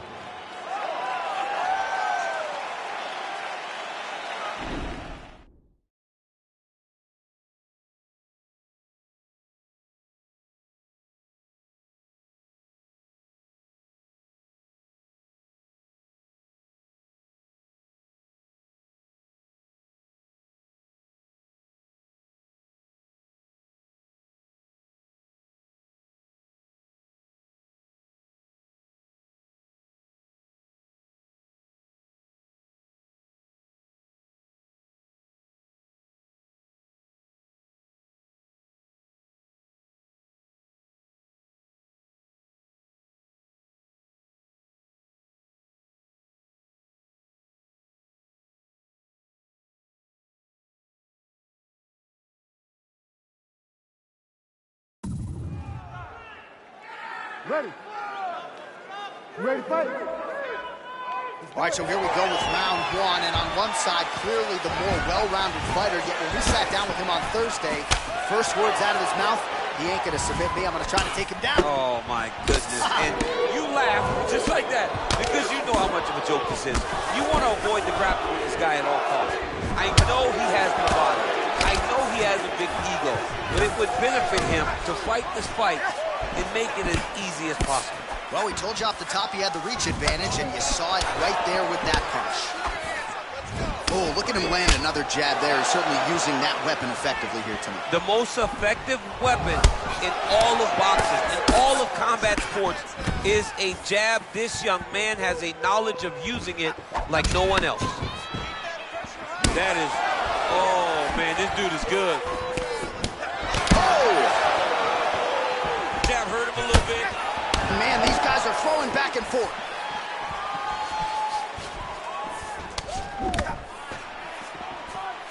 Look at how he turns his hip into that leg kick. Oh!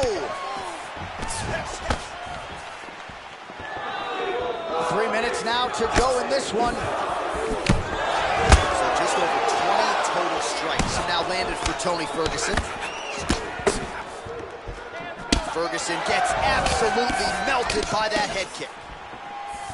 Lands with the kick there, no pad on that foot. No shin guard. He's taking all of that kick every time he throws. All right, so he continues to use his jab effectively here, DC. He gets that hand to the target pretty quick. I mean, just right away, blasting the jab after jab after jab. He is a phenomenal boxer with a vast understanding of fighting behind that educated jab. And he lands a kick to the leg now. Pretty good work on the feet tonight by Ferguson. Big kick land. See on that punch right there, his opponent's compromised, DC. It's one thing to land a hard shot. It's another thing completely to land a perfect shot. And that was a perfect shot. Ooh, head kick lands. He's hurt. Nice punch lands. All right, so he continues to land that patented jab and keeping his opponent at bay. You can know that it's coming, but until you're in there with the speed and the power of that jab is something you can't really prepare for. Big liver kick lands under the elbow. Timing his shots nicely here, champ. He's doing a great job of mixing everything up and using a lot of diverse strikes. He's looking for that left hand. Not there. There, DC, he is officially rocked. A big, massive hook that really has put his opponent on skates. Round two is next.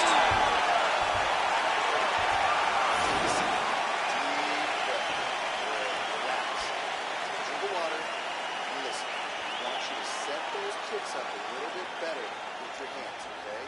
Do not give me any... Well, I'm not sure the extent to which he has recovered, but we do see the end of the round. DC, talk us through the replay. Well, he's a tough guy. He's going to make it to the stool. He's going to survive unless you put him completely out of there. Unfortunately, he's in there with a guy that does have that ability.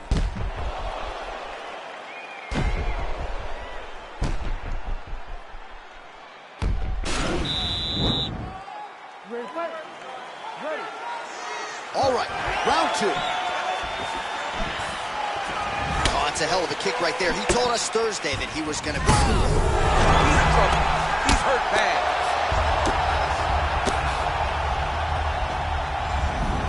Now he's on top of him looking for the finish. Back to the feet. He loaded up there on that high kick. Oh, big left. Oh, beautiful jab by him there, really taking advantage of what is an obvious edge and reach. It's such a fast leg kick. Big punch lands over the top. How's he gonna follow this one? Starting to do some really significant damage to the body here. Another strike lands there. All right, so a good job defensive. Right there. I'm not sure his opponent knows where he is. No, he is on Beach Street right now. He's seeing Tweety Bird over the top of his head. When you take a hook like that, you are on wobbly legs. All right, so another swing and a miss, and I'd imagine if your gas tank is this low, you got to find times to try to preserve that energy and get yourself back to a place where you can actually dole out some damage. Yeah, you got to get out to space, find places to rest and recover, get against the outside, go to the clinch, find ways to just recover so that when you have that next explosion, it actually has some meaning. Oh! He needs to start looking to finish now because he's got his opponent hurt very bad. Oh, he might be out. Oh, straight right. Blow the fight. And it was perfect. It was absolutely perfect, John. Great placement on the left flank. Well, a really good second round for him thus far. After a somewhat lackluster first round, he has found the rhythm and found his striking range. Scary proposition for the opponent now here in round two. Oh! Oh, he's hurt bad. He's hurt bad.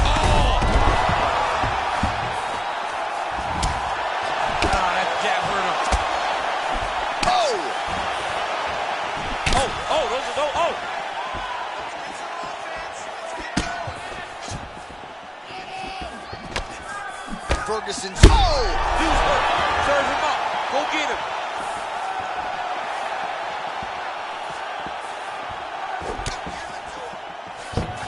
Trying to hammer that lead leg. Oh, continuing to work the body to great effect. Oh, nice. 15 seconds.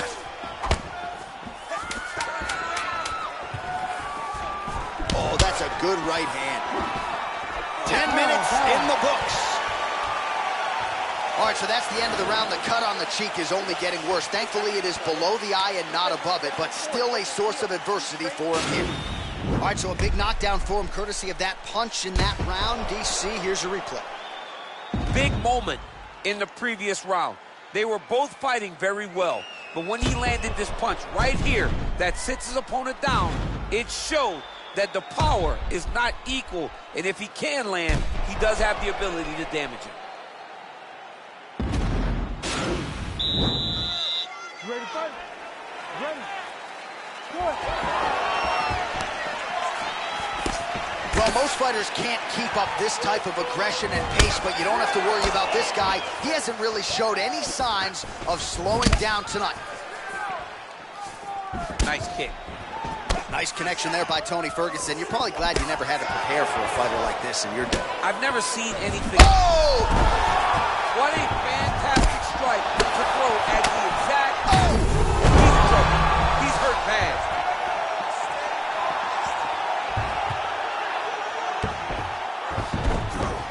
A lot of top pressure being applied here as he works out of side control. All right, north-south position now. We'll see how he chooses to proceed. Well, he's got his back now. Oh, he's got the ground and pound going now.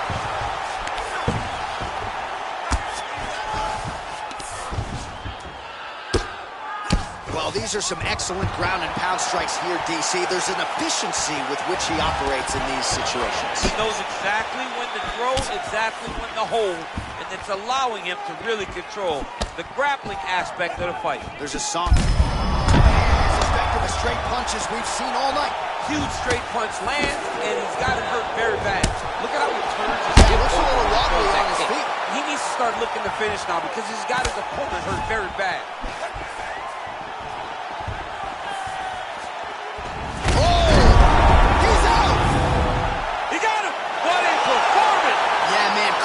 Loving it, just a gorgeous shot there to end the fight. Really just the way he drew it up. He found the opening and capitalized on it to the utmost extent. Nicely done to finish the fight. Oh, we'll take a look back at the highlights. You know we're going to find that nasty head kick somewhere in this highlight rip. Just an incredible result for him here tonight. A very nice head kick to finish the fight, but don't ignore all the work he did with his hands. And give credit to the opponent. The opponent was in there every step of the way. And in order to get a fight of the night like you got tonight, both guys have to be willing to participate. Ladies and gentlemen, referee Herb Dean's called to stop this contest at 2 minutes, 34 seconds of round number 3. Declaring the winner by knockout.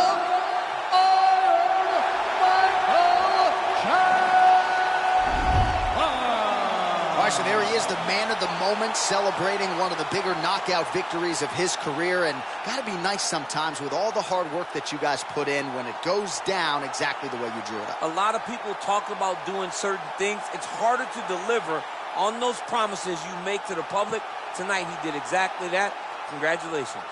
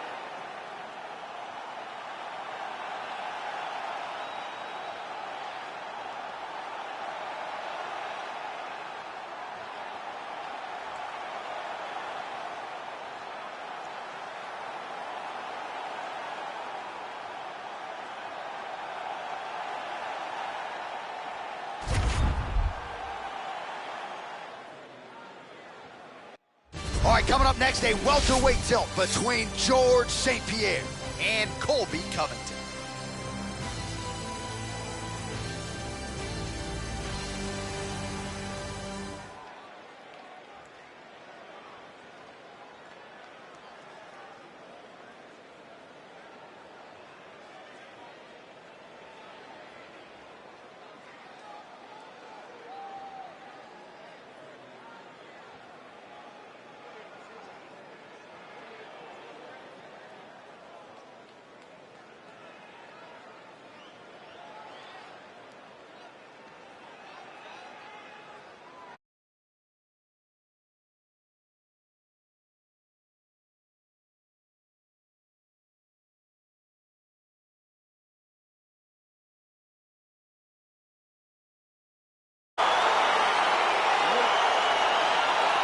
go, Well, guys. these guys have been on each other's radars for quite some time. Tonight, it shall be done. Both guys well-rounded. You think we're getting a kickboxing match tonight or what? You just don't know, right? You don't know who's going to be able to employ their strategy the way that they need to. This is a close fight on paper, and also in every performance we have seen them put on, these guys seem to be the mirror image of each other. Well, you saw us referencing the tail of the tape, DC. He's got the reach advantage and certainly made good use of it there in landing that jab. Hook to the body here, but strong defense by St. Pierre. Oh, collar tie. Well, perhaps a sign of things to come as he lands a kick there. Nice kick landed by the judge. Oh, that was a big takedown. Is this the one that's going to break him? Bottom fighter trying to control posture, unable to do so.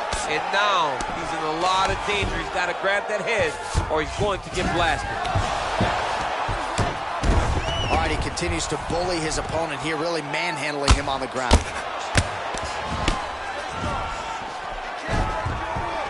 A lot of top pressure being applied here. Well, you see all the grappling repetitions here. Just beautiful movement, seamless transitions on them. Over and over, these guys are doing things that you see in every jiu-jitsu gym around the country. Maybe an opportunity to get a choke here. Yeah, he lifts the head and goes under. Looks like he's trying to get a bulldog choke. Oh, guys.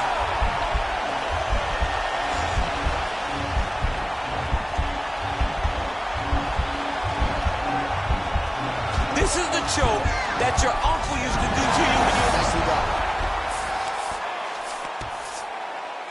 And he landed the right hand there. Quick hip movement there, and he does indeed get back to his feet. Nicely done. All right, so he postures up here and now figures to rain down some ground strikes. Yeah, the ground and pound will be aplenty from this position. Well, anytime you are in a ground fighting situation with this fighter, you're potentially playing with fire. All right, inside his opponent's guard here, DC. You don't want to play around here too long. No, you got to either have two hands in or two hands out. Our guys start to attack triangles. Both fighters get up now. Big head kick. Covington gets caught with that punch. Not the easiest guy in the world to hit, but he got caught there. Beautiful entry as he gets the takedown late in the round, too, which could have an impact on the judges, potentially. Absolutely. You want to leave an impression in the judge's mind. You walk back to your corner. When you get up from a dominant position, you almost want to wave at the judges and say, I got it done. Right. Round two straight ahead.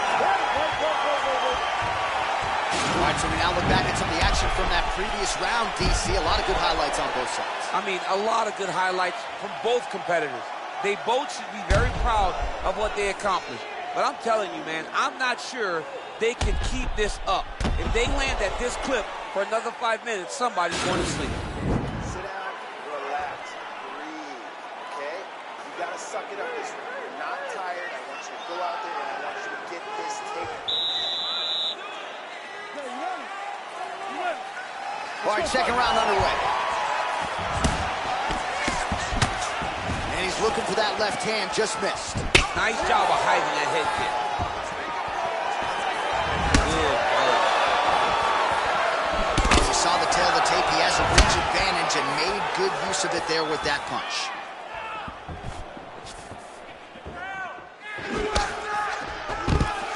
Oh, nice pop there from the crowd as he finally gets the takedown. He stayed committed to the offensive wrestling, and now he has his opponent where he wants. A sigh of relief from the people watching because they were tired of watching him flail around trying to get takedowns and get defended over and over again.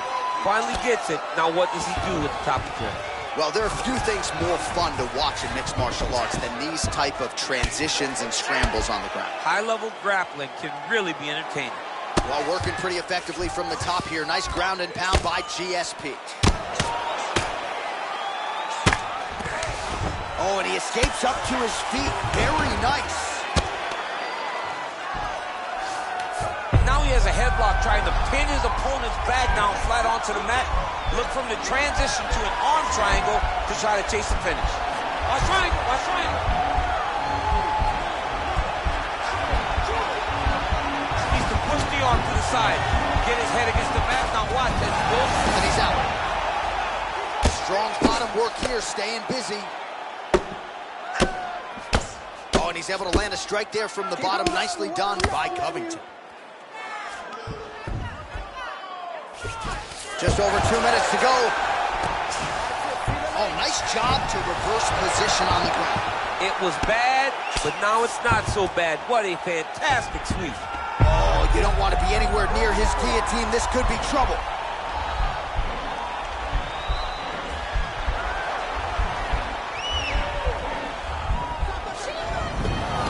And he's out.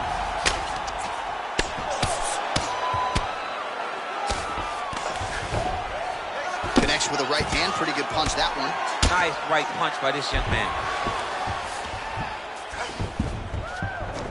Oh, nicely done there as he escapes back to his feet. By close guard now. You gotta be careful though. He's got a lot of submissions off his back.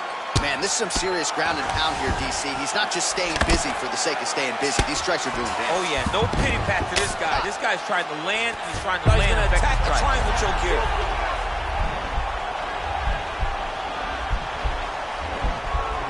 Watch triangle, watch triangle.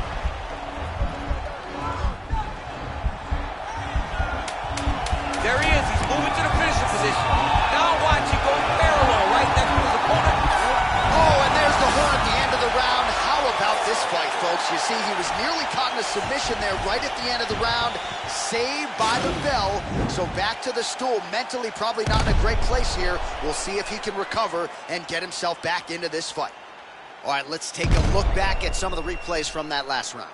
Unbelievable to see these high-level competitors get in each other's face, tuck their chin, bite down on the mouth guard, and just let it all hang out over the course of 5 minutes. You controlled that round everywhere. Okay, you almost got that submission now. I need you to be a little bit sharp. Are you ready? You ready? Third round underway.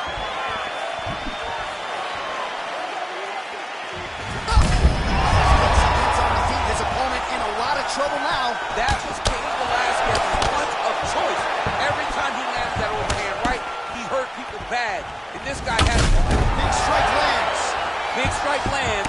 Now he looks to try to chase down that victory. Well, his wrestling has been a great equalizer thus far in his UFC career, looking for a guillotine.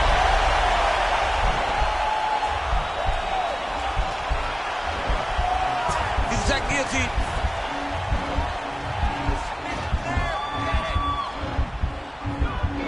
Oh, we're getting a finish here. Oh, nice job using his wow. Let's go, it's a warning. Defend.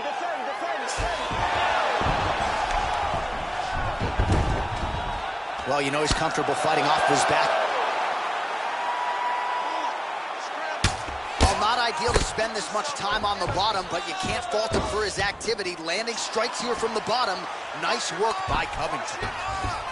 Well, you know I don't like the gi very much, but I have an appreciation and a healthy one for these type of transitions. You can tell he's been in a gi at some point in his life in the way that he moves so freely. I'm skipping jiu-jitsu next week, too. Well, he is really starting to apply a lot of pressure here down the stretch. Not as much offense earlier in the fight. He is making up for lost time now. He lands a big knee to the body. Oh, single collar tie here. Oh, how about the transition to the ankle pick? Now we will see where right to the target. Let's see if his opponent can survive. I cannot believe he is still standing after taking that punch. Stuffs the takedown there. How good is his takedown defense? Double leg. Drops down inside the now closed guard of his opponent. Let's see how patient he is as he attacks a submission or big ground and pound. Crazy accuracy and efficiency with these ground and pound strikes here. And if you're the opponent, you got to intelligently defend or the referee's going to stop the fight. You got to defend, but you can see him now starting to gain confidence, and the intensity at which he's throwing these ground strikes is starting to improve. It's starting to elevate because he knows that he can get the finish. Well, he gets up again here, but he looks hurt.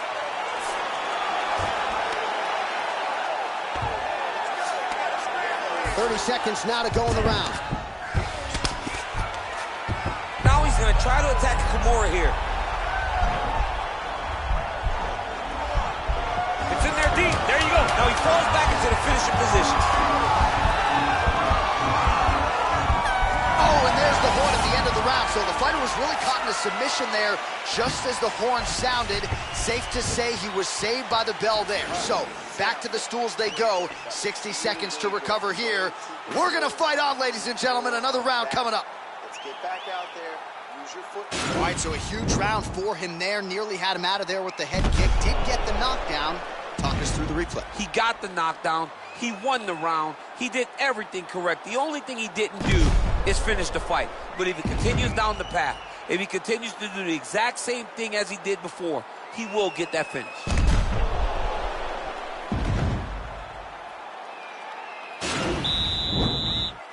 You ready? You ready?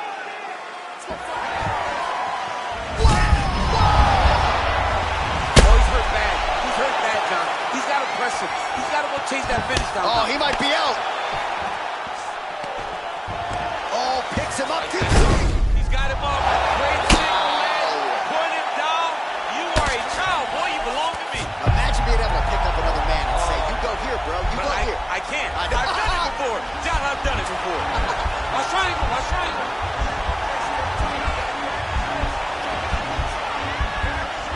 He needs to push the arm to the side. Get his head against the mat. Now watch as he goes to the finish. Watch his chest go to the mat. And this might just be a matter of time.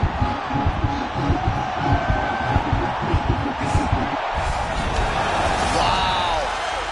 All right, side control now, DC. When you get side control in a fight, what are you looking at? When I get to the side control of the fight, and I believe this young man should do the same thing, it's secure first. Grab everything in tight. Make sure your elbows are in. Make sure you've got something locked in so your opponent doesn't just squirm away. Punch short punches, but try to make the opponent make a choice. Either he turns back into you, take your front headlock, or he turns in the opposite direction, you throw your hook in, and you start looking to get a choke off.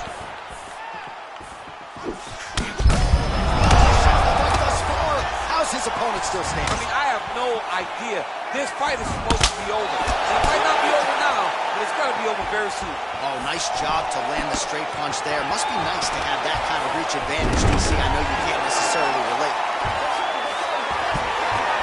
Covington's looking to pass from full guard into half guard here, but he's denied. Oh, good entry there to take the fight to the grappling realm. Now we'll see what he can do from here, champ. This is exactly where he wants to be. Look for him to try to use ground and pound to open up submission opportunities. He's having his way with him here. How about the speed on that reversal there? I mean, I know you can... Looks like maybe he's trying to get an arm underneath the chin. He's side to side, trying to get a bulldog choke. Oh!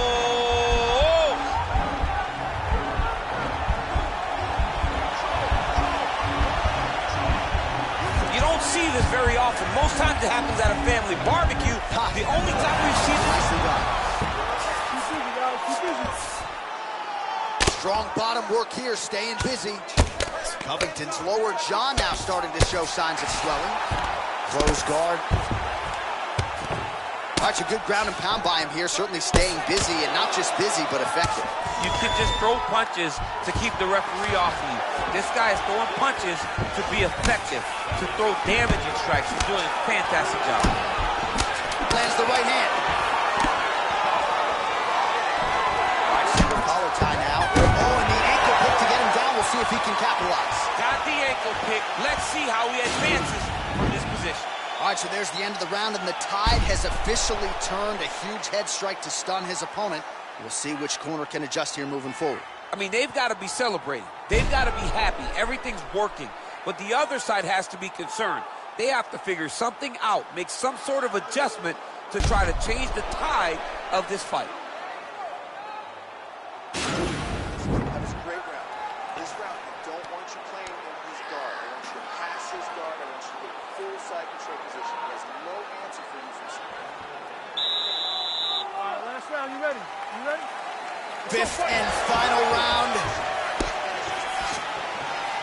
Great punch landed with so much power. Well, we wondered earlier why there weren't as many body strikes. He's making up for lost time here. Shot to the body connects, and that bears watching. That's going to hurt this opponent. Oh, head kick blocked, though, by George St. Pierre.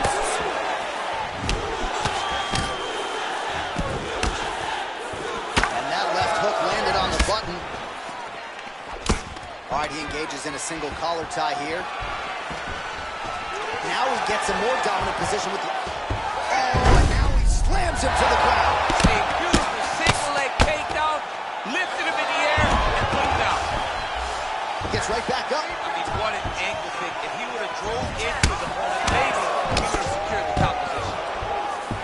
Oh, slams him down with authority, DC. Now we'll see what he can do with it, but certainly an impactful moment in the run. He slams him down with... Let's see if he can capitalize and lock up the sub. You got to try to find whether or not you're going to land ground and pound here, or if you're going to go to submission. A lot of top pressure being applied here as he works out of side control. All right, good movement by him here on the ground. He really is a... St. Pierre's got his arm under the chin, going for a guillotine now. Oh, he's not going to guillotine.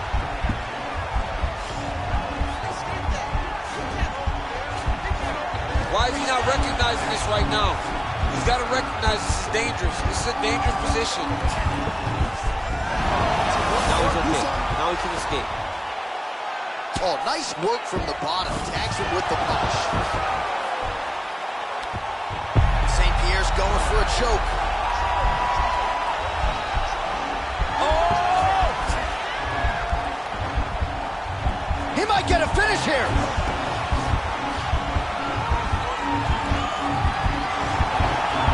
Getting tighter.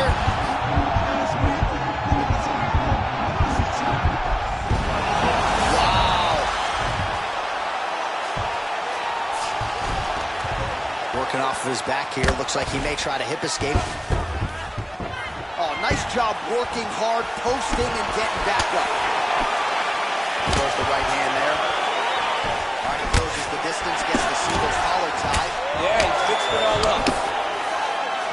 Covington gets hit by that kick to the midsection. Oh, and there's the double leg takedown, DC. That is just too good, too easy. Too good, too easy. The timing was just too good. Before he could even defend, he's already off of his feet, going backwards. Take him down, cut him. Take him down, cut him. Over and over, he's securing these takedowns. What a fight!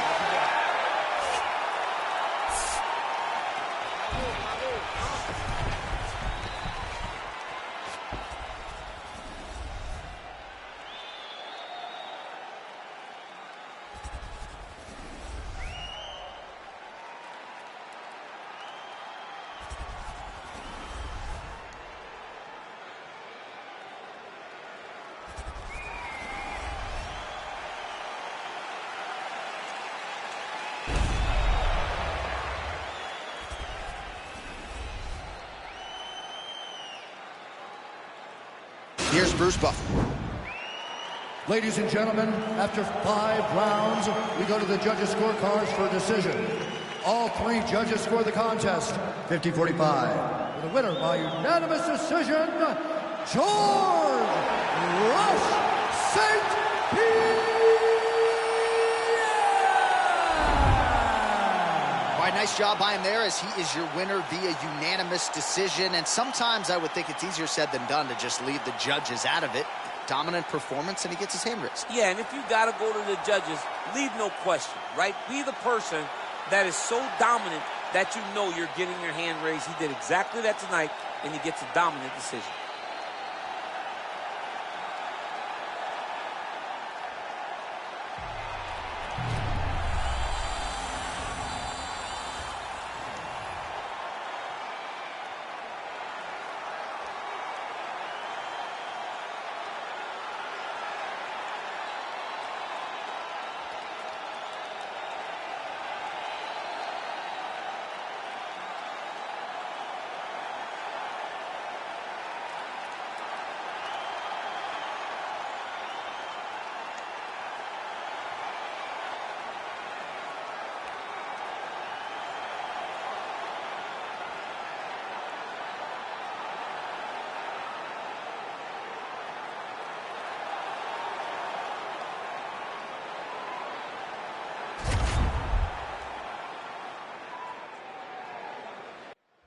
is a heavyweight title fight between Francis Ngannou and the Black Beast, Derrick Lewis.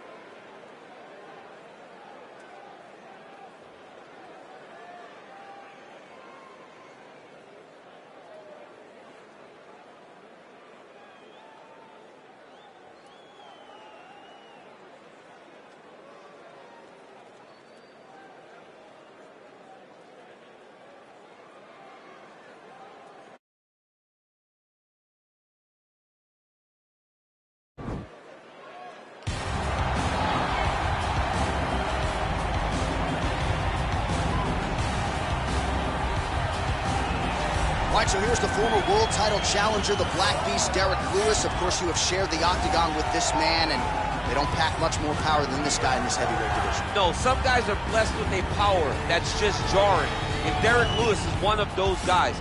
He's so big, he's so strong, he's deceptively quick when he's in there, and he's unbelievably athletic. He will throw double kicks, and you think that he's going up with the left leg, but then the right leg lands. He throws the right hand from anywhere, and the moment he lands, he can put your lights out. And it does not matter the time of the round. Yeah. Derrick Lewis can finish you at any moment in the fight. And he's a guy who's also been a real workhorse for the UFC. Made his debut back in 2014. He did have a recent knee surgery. Let's see how he comes out of it here tonight.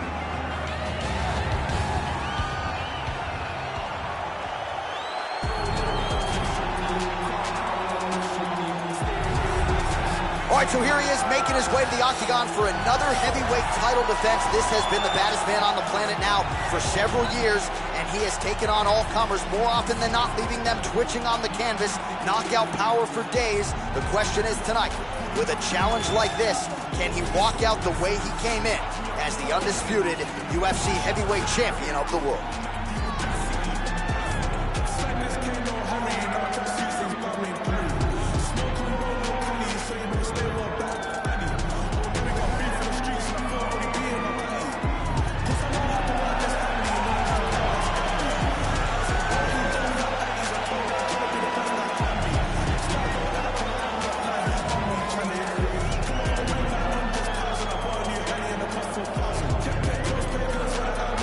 Tale of the tape for this heavyweight championship fight.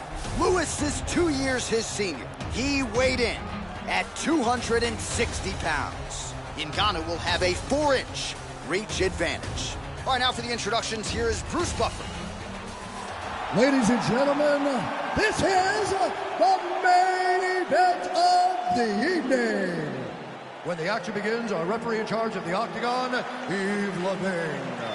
And now, this is the moment UFC fans around the world have been waiting for. Live from the MGM Grand Garden Arena in Las Vegas. It's time! 5 rounds for the undisputed UFC Heavyweight Championship of the world. Introducing first, fighting out of the blue corner. This man is a boxer, holding a professional record of 25 wins, 8 losses, and 1 no contest. He stands 6 feet 3 inches tall, weighing in at 260 pounds. Fighting out of Houston, Texas, presenting the challenger, Derek the Black Beast Lewis.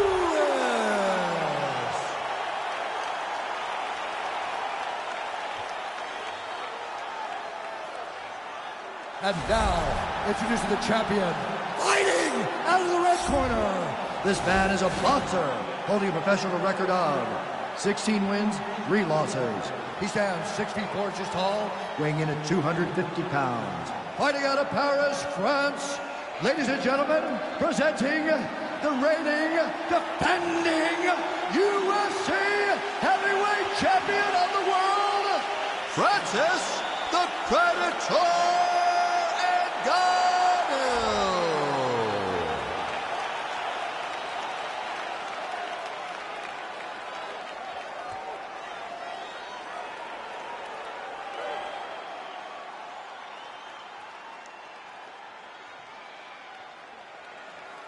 UFC belt on the line, guys. Protect yourself at all time. Obey my command at all time. If you want to touch love, do it now. Go back to your corner. They touch him up, and we are underway.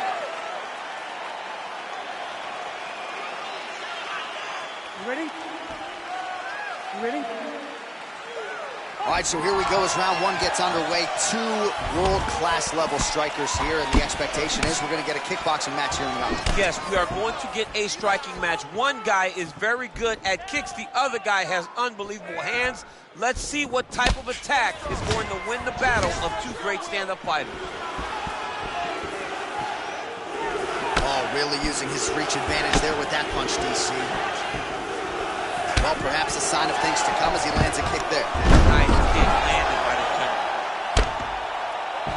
Oh, man, this ground and pound is good. Probably my favorite striking realm in MMA, and he's as good as it gets. The problem is his opponent is not controlling his posture. He's allowing his opponent to get up, and when he does, he creates this space to land these beautiful ground and pound combinations. Nice right. Oh, how about the right hand from Francis Ngannou? It's hard to watch. I can't imagine it feels awful good. You watch Francis put out an entire generation of heavyweight that came before him. Put out Overeem, put out Velasquez, put out Dos Santos, and he did it all with that beautiful right hand. It is one of the deadliest weapons in all of mixed martial arts. And he landed the right hand there. Well, he continues to stay busy. What do they say, DC? Punches in bunches? Punches in bunches, and he's landing them upside his opponent's head over and over again. Oh, strong punch there by the Predator, Francis Ngannou. Oh, nice.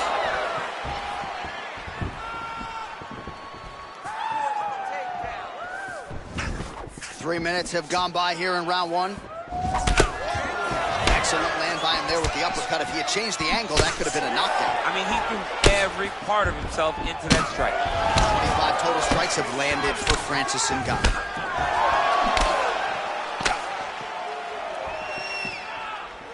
.90 seconds now to go in the round.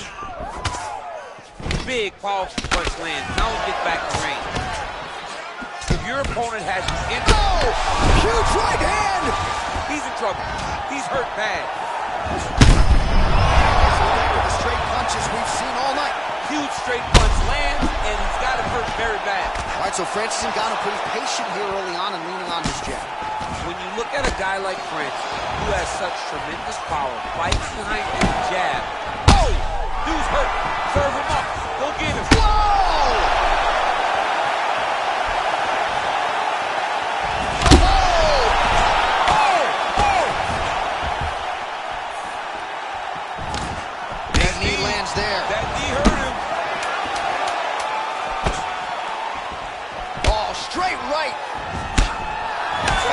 In the books.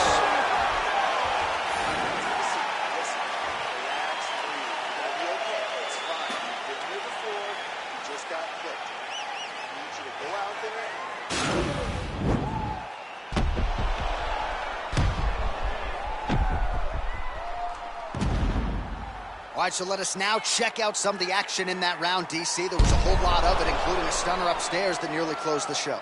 It was a lot of action. It was back and forth action, but the big moment was that big strike to the head that landed, that put him on wobbly legs, and in survival mode, luckily he made it to the end of that round. You ready?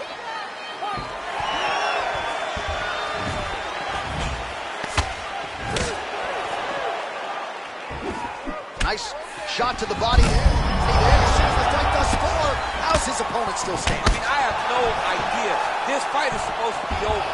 And it might not be over now, but it's going to be over very soon. Oh, really exploiting his reach advantage as he landed the jab there, DC. Oh, big left hook there. Ooh, big shot lands. Oh, shit. He's hurt already. Oh, how about it? Leapt up and delivered the diving punch to the head. Back to his feet.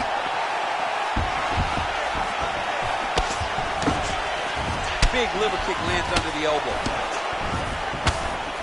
Ngannou's attempt there is blocked by the opponent. So 50 total strikes have now landed for Francis Ngannou. And Derek Lewis, yet another finish. Oh, what a fight.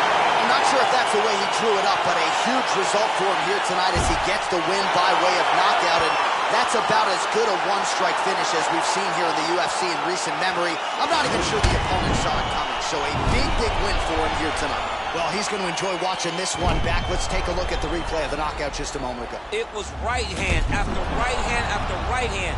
Finally, he found the one that hit the exact sweet spot that ended his opponent's night. So the celebration is on for the UFC heavyweight champion of the world, the baddest man on the planet, and your winner, yes, by knockout here tonight.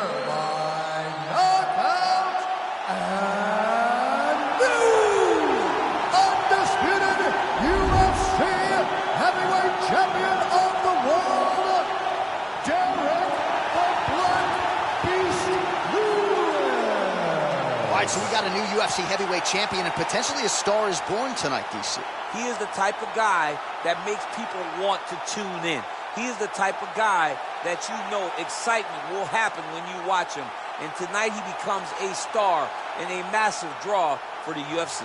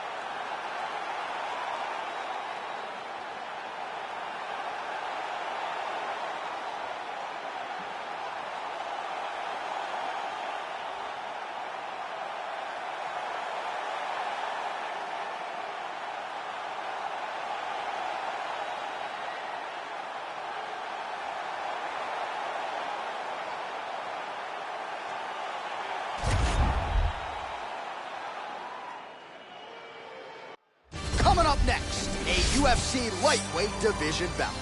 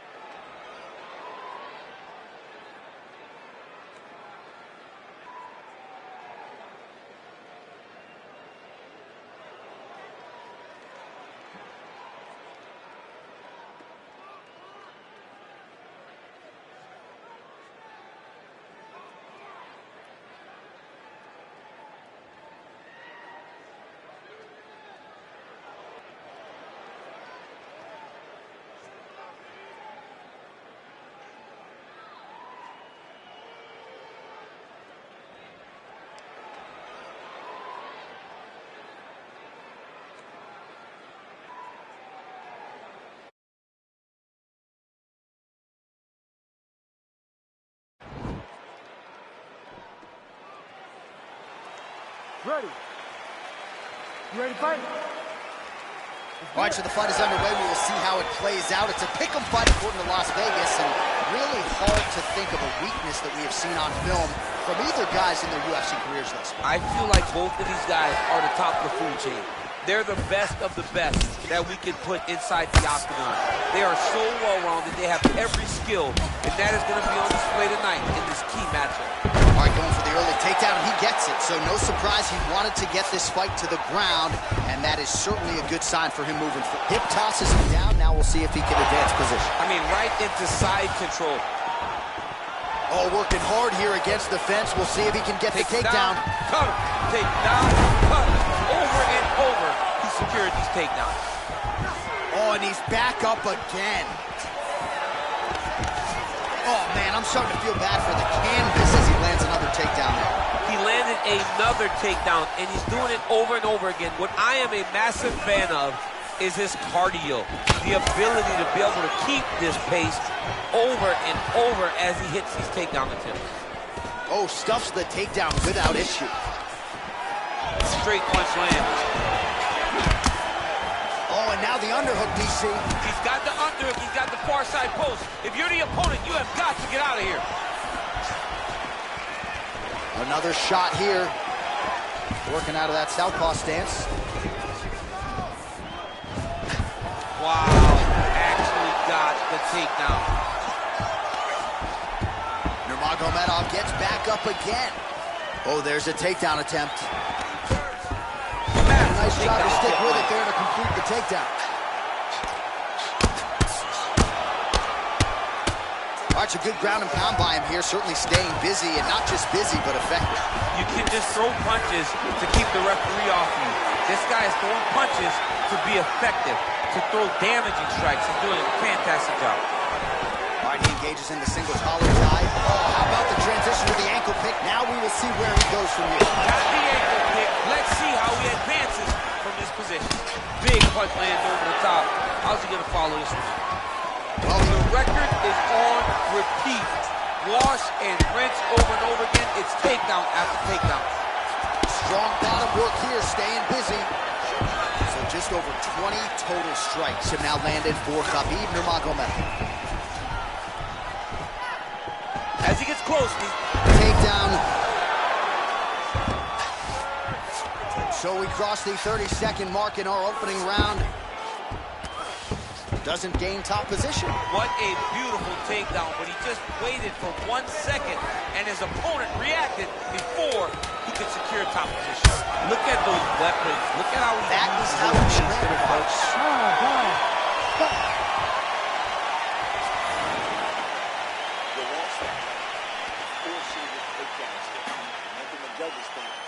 All right, so the takedown's the big storyline in that previous round. Let's look back at some of the highlights, DC, and got to be pretty discouraging to get grounded that many times in one round. Oh, it's so discouraging because all you want to do is let your offense go, but every time you're getting dragged to the floor constantly. You're starting to get fatigued. He's starting to wear on you. Let's see what type of effect it takes on his offensive approach as the next round starts. All right, so we'll see how it goes here in this round. Previous round, it was all him just taking his opponent down really every time he entered. Yeah, every time he got in on a leg, he was able to secure a finish. And that is the idea you want as a wrestler going into a fight. If you have to change up the technique, it's fine. It's not always going to be the very first attack. When it's the first attack, you're very happy. But most times, you got to chain things together if you want to take down a great fighter. And we know how hard it is to... Oh, and now the hip toss in a great position now to dole out damage. He did a great job of stepping all the way across to get that hip toss. Now look for him to start chasing down a submission. Well, he's in a compromising spot here, DC. You got to figure out a way to get back to your feet. Now look at him jumping in to try to get the finish. All right, so he's sort of turtled up here. Not great body language. Perhaps he's trying to bait him in a little bit. Worked hard for that single leg takedown. No good. Oh, crippling knee to the body. And he comes through with a big knee.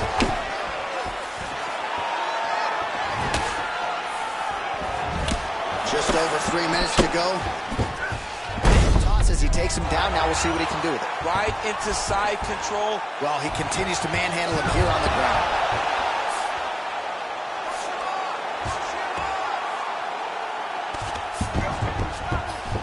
Nice job working hard, posting, and getting back up. All right, so again, he shoots for a takedown. He is Nurmagomedov gets the double leg takedown. Nice job there, disguising his entry. Jumps on a headlock. We call this in wrestling just a headlock. And if you're not careful, you can get stuck in an arm triangle. Watch triangle, watch triangle.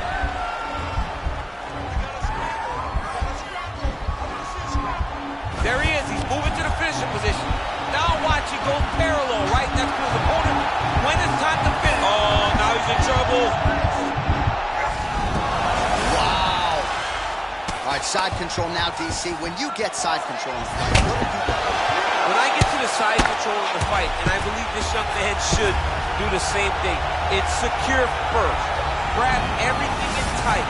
Make sure your elbows are in. Make sure you've got something locked in so your opponent doesn't just squirm away. Punch short punches, but try to make the opponent make a choice. Either he turns back into you, you take your front headlock, or he turns in the opposite direction, you throw your hook in, and you start looking to get a choke off. Nurmagomedov gets back up again. And a nice job at least staying upright on that. Now all in a quick entry. Great single entry, rotates the high crotch, is taken for a while. Oh my God, he switched the lock to a high crotch, rotated and then took it for a ride. That was a big takedown. Oh, he postured up there, gained some valuable separation. And now the ground and pound starts. All right, let's look back at some of the action in that round, DC. What a high-level display of offensive wrestling. I mean, this is a joy for me to watch. I enjoy watching a guy maintain this level of wrestling for as long as he has done this. He is constantly in his opponent's face. He's constantly taking him down. Getting taken down and getting up is exhausting. Let's see how tired his opponent is at the start of the next round. Listen, I need you to stay a little bit more active, a little bit more movement. You can't wait on this guy, okay? All right, next round is now underway. I thought there was pretty good back-and-forth action in the previous frame. Yes, it wasn't a bar fight. It wasn't two guys throwing the kitchen sink at each other. But you did see times when it came together and you saw the skill level of these two fighters. Oh, man, look at that. Picture perfect. Got to the leg, got to his position, got another beautiful takedown. Connects with the punch there. Takedown lands. All right, going for a single leg takedown here. That is usually his takedown attempt of choice, and works out for him. Absolutely. He is comfortable. He is home when he's in on a single leg.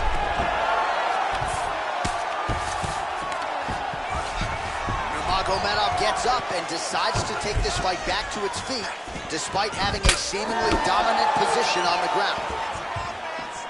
All right, so maybe he goes for another takedown here, and it's the setups too, right? He's not blindly shooting from the outside. Maybe he'll get him down again. He's doing a fantastic job of setting up his takedown with his hands.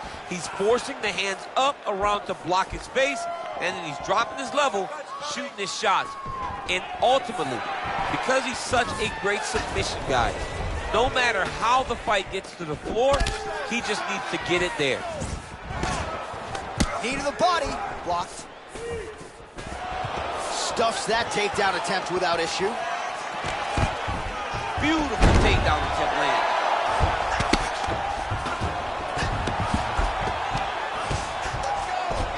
So we have crossed the midpoint in this one. Nurmagomedov's going for an arm here.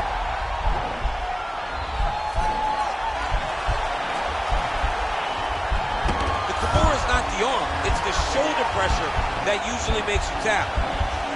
But now DC trying to isolate an arm. Yep, he's using the Kimura. Oh! And the turn on the elbow, and he's going to chase the submission finish.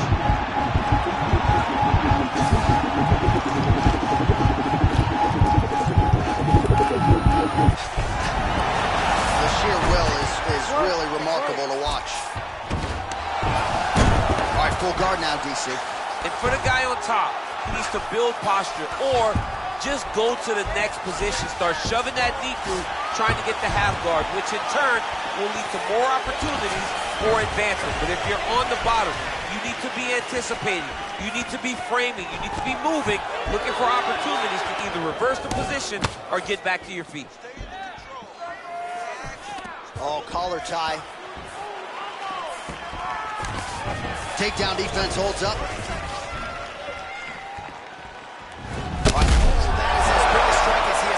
Sport tonight. Big, massive shot lands. Look at how tough his opponent is, though. Still standing, still in their fight.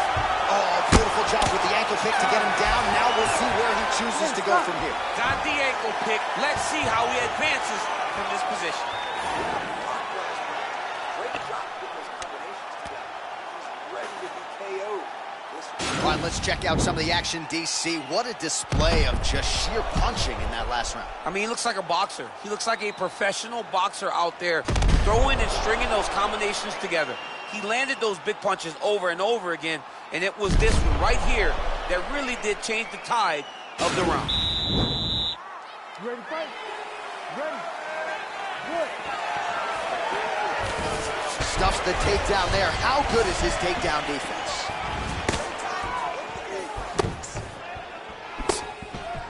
All right, he closes the distance, gets the single collar tie. Judo throw. Let's see if he can capitalize and lock up a sub. You got to try to find whether or not you're going to land ground and pound here or if you're going to go to submission. Oh! You don't see this very often. Most times it happens at a family barbecue. The only time we've seen it in the octagon is Robbie Lawler This might just be a matter of time.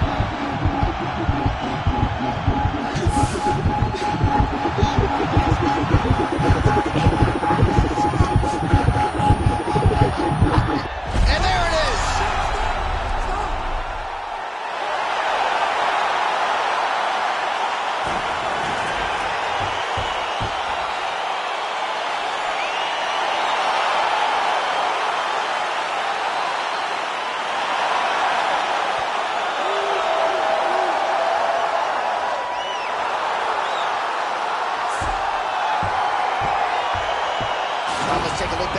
As he gets it done by submission tonight, champ. Just watch how slowly he approaches the submission, though. He never rushes. He takes his time, but it's his trickiness. It's his ability to trick people into going to the floor with him that puts them in danger and finishing fights.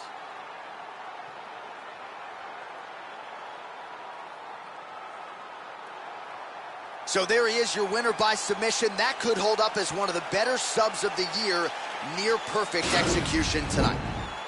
Ladies and gentlemen, referee Herb Dean has called a stop to this contest at 1 minute, 15 seconds of round number 4. For the winner by submission,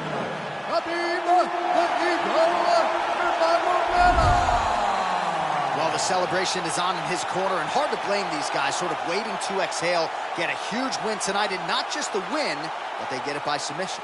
They knew what they had in front of them. They knew how tough a competitor his opponent was, but they also knew that if they could get this fight to the ground, they could find a submission. They found a submission.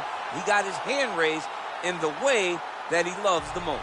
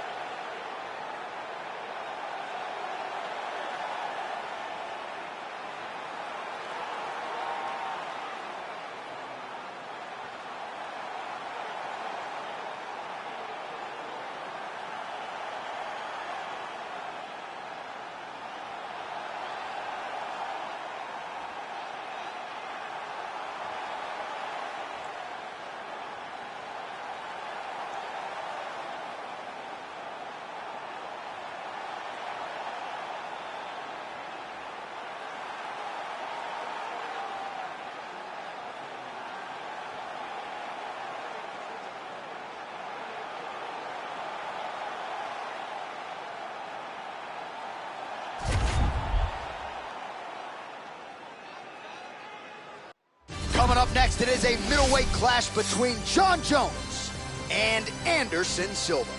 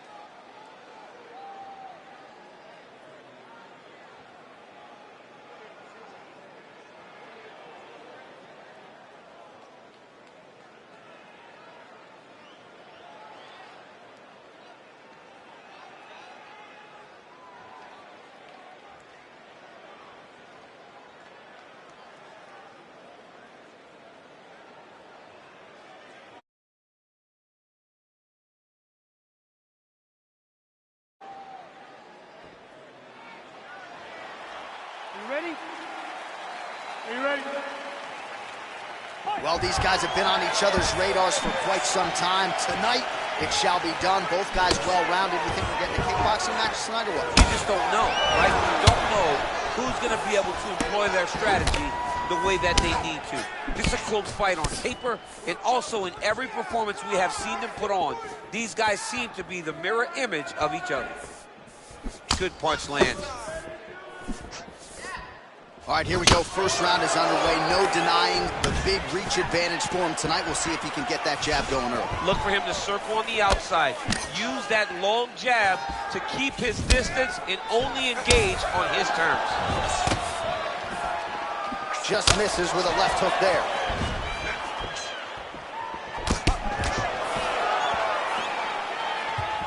Well, perhaps a sign of things to come as he lands a kick there.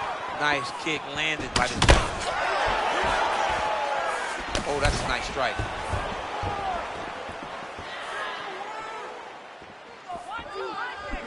Oh, nice connection there by Jon Jones, and he is fighting with a definite killer instinct here tonight. Oh! Oh, he's hurt bad. He's hurt bad, Jon. He's got to press it. He's got to go chase that finish down now.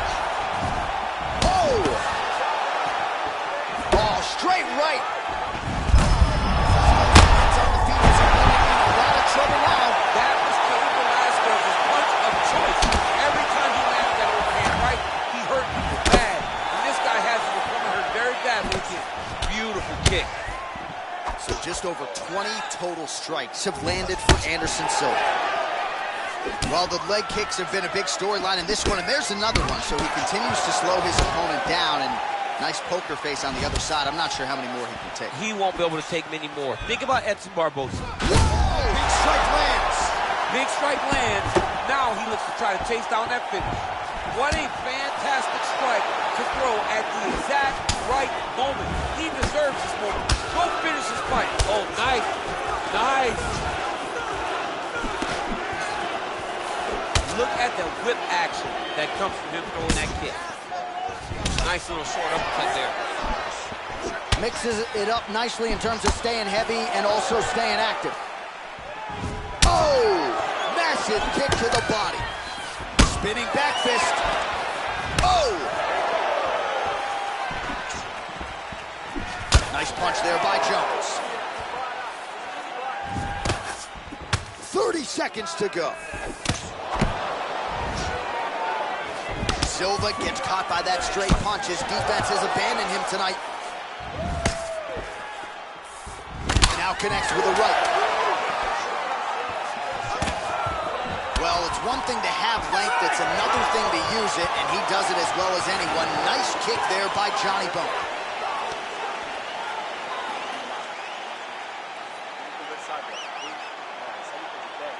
All right, so there's the horn signifying the end of the round. We had a knockdown there, but not a knockout. No, it wasn't a knockout, but you can't take those shots. That big punch landed, and it sat him down. If he gets hit with another one of those, it might be good night, Irene.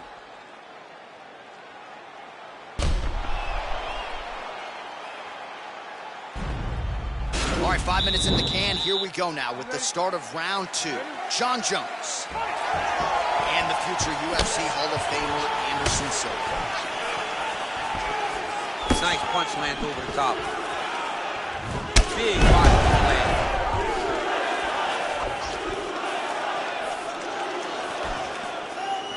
Oh, he landed a beautiful straight punch there, DC. He's got an edge in reach and certainly is making it count in this one.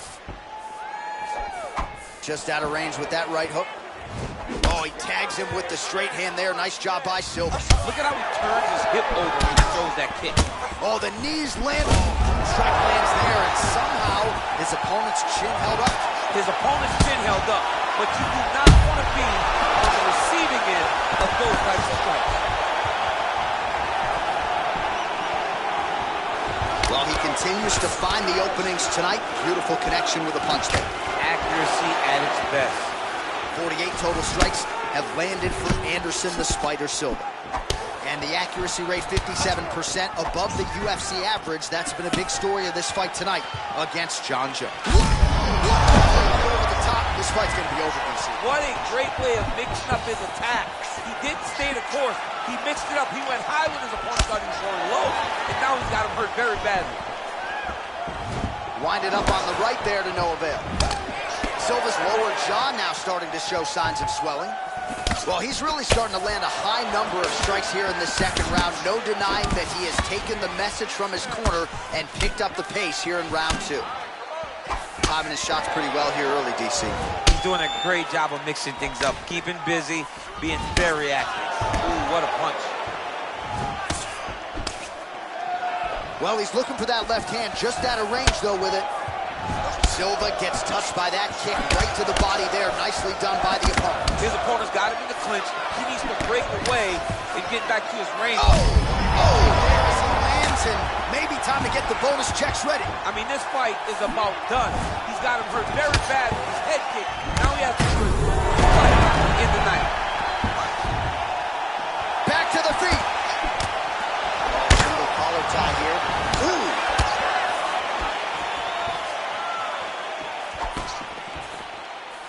Looking to land the right hand, he misses. Nice. Huge right hand. Back to the feet. Wow. He's out. He's done. He's done. Yeah, that was just a gorgeous shot to end the fight right there. I'm not even sure the opponent really saw it coming. So back to the drawing board for him. But for the winner, this is certainly exactly what he was looking for here tonight. Well, another highlight for the real DC as we look back at that scintillating knockout. Yeah, but the whole fight, he was landing great strikes, kicks, punches. He was doing everything right until eventually he found the shot that ended the fight.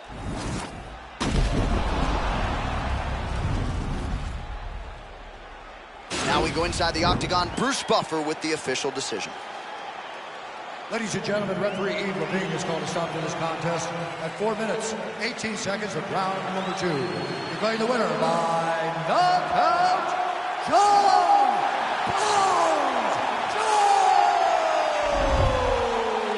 And there is the man of the moment, and what a moment this must be like for a professional athlete, right? I know you enjoyed the birth of your kids, right? Yeah. But you knock out a man in a cage fight, I can't think of anything better. I mean, there's nothing like it. You know, you don't even hear the one that lands, that puts out your opponent's lights.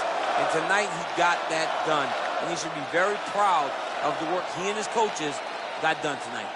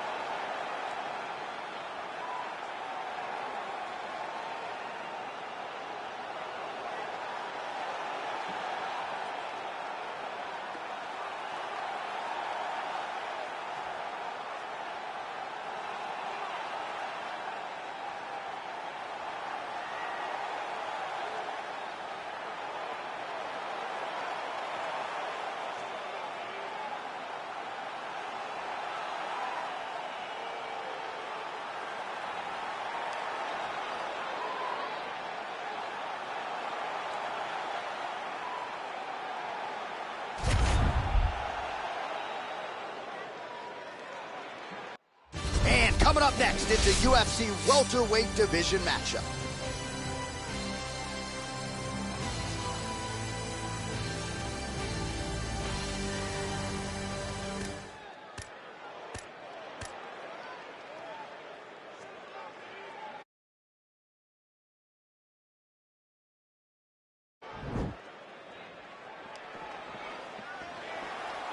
You ready? You ready to fight?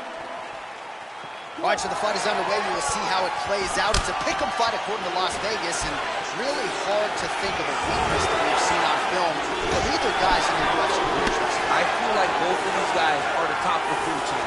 They're the best of the best that we can put inside the octagon. They are so well-rounded. They have every skill, and that is going to be on display tonight in this key matchup.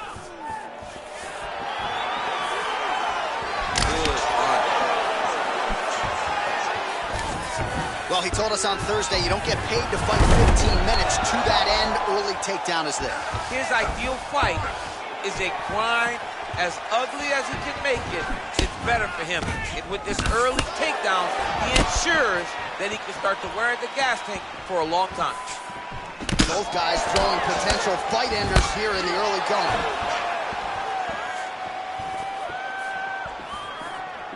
Head kick. Oh, right hand gets up to block it.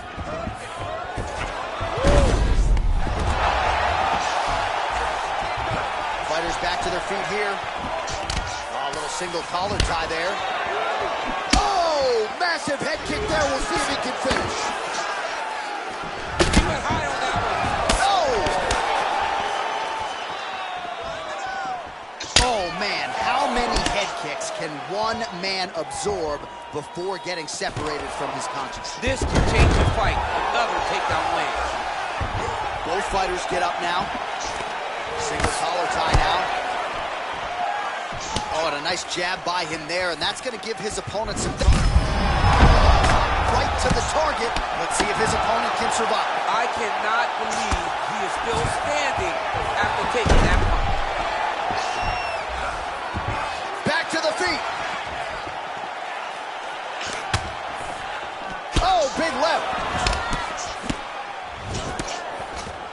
single collar tie. He needs to start looking to finish now because he's got to be fucking hurt very bad. Oh, big knee! Oh! He got it! What a performance! Just an absolutely gorgeous shot to spell the end for his opponent. Crowd is absolutely loving it. He gets the near-perfect land. I'm not even sure his opponent saw it coming, but just the way he drew it up here tonight, saw that little crack of an opening and barged right through it to get the knockout. And there he is, all smiles. What a huge knockout he turned in here tonight. That is one they'll be talking about for some time. Ladies and gentlemen, referee Herb Dean is going to stop for this contest at 3 minutes, 45 seconds of the very first round. Declaring the winner by knockout, Jorge Gamebred. So the celebration is on with him and his team, and rightfully so. A monumental result tonight as he gets the win by knockout. He spoke it into existence. He said over and over to anyone that'll listen, I am going to knock this man out.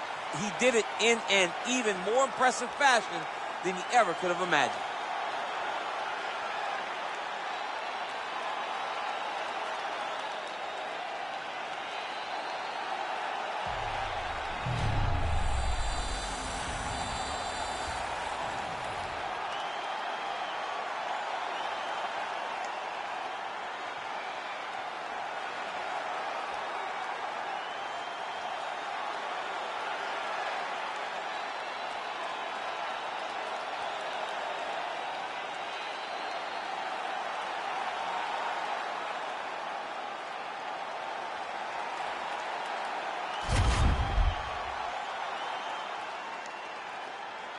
Coming up next, a UFC welterweight division matchup.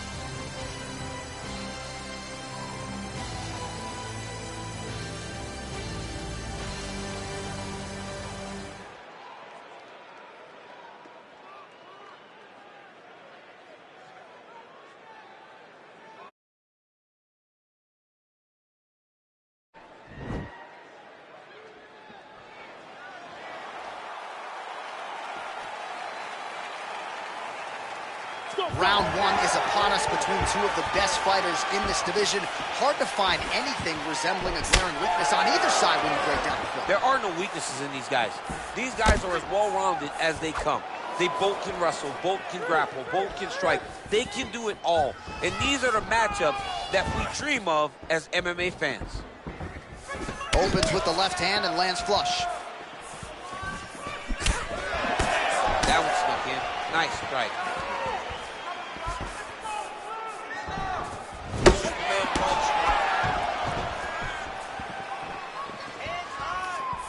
And that left hook landed on the button. Back to the jab now, no good.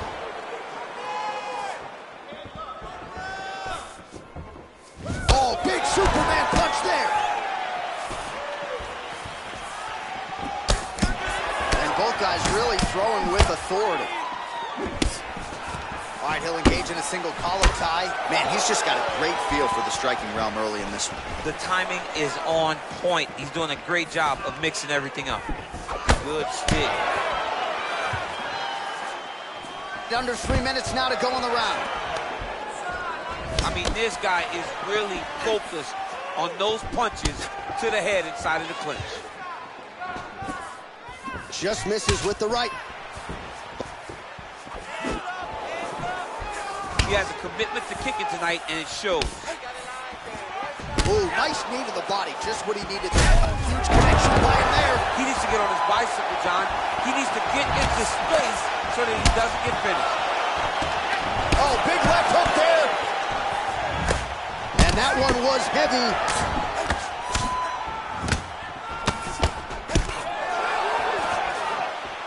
Oh, setting up the left hook, but out of range. That's a big strike right there.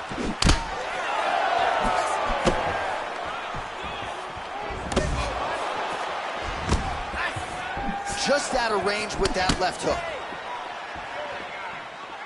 Dig and kick.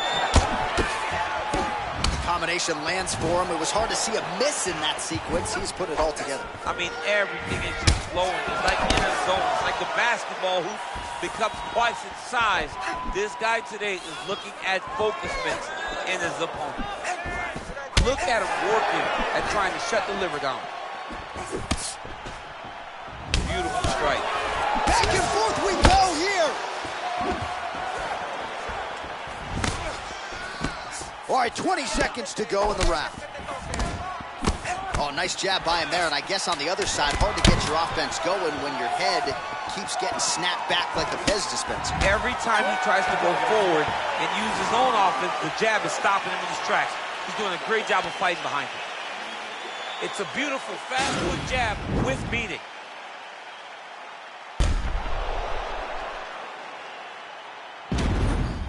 All right, so a high-level round there for him. We'll show you some of the action here, and you got to think the knockdown is going to be featured prominently here. Thought he might have had him out of there. He thought he had him, but the guy's tough. The guy's durable. He has a fantastic chin, but he just needs to stay the course. He does not need to be discouraged. Think about this. You're winning, and you're winning going away. That was just a moment. Keep going in the same direction, and you will get the finish that you want so bad. Starting to do some really significant damage to the body here. Another strike lands there. Oh, that right hand is on point. And he lands a punch there. Pretty good connection by him. Great connection. He's in a great flow right now. Well, he's certainly keeping busy, DC, connecting with most of the punches he's thrown. I mean, punches in bunches. He's doing a great job. It's very tricky when he throws that body. Oh, connects with the 1-2. Throws the right hand there. Right up the gut. I'm not sure his opponent knows where he is. No, he doesn't know where he is. He's hurt real bad. That punch landed in the perfect spot. Oh, straight right. Oh!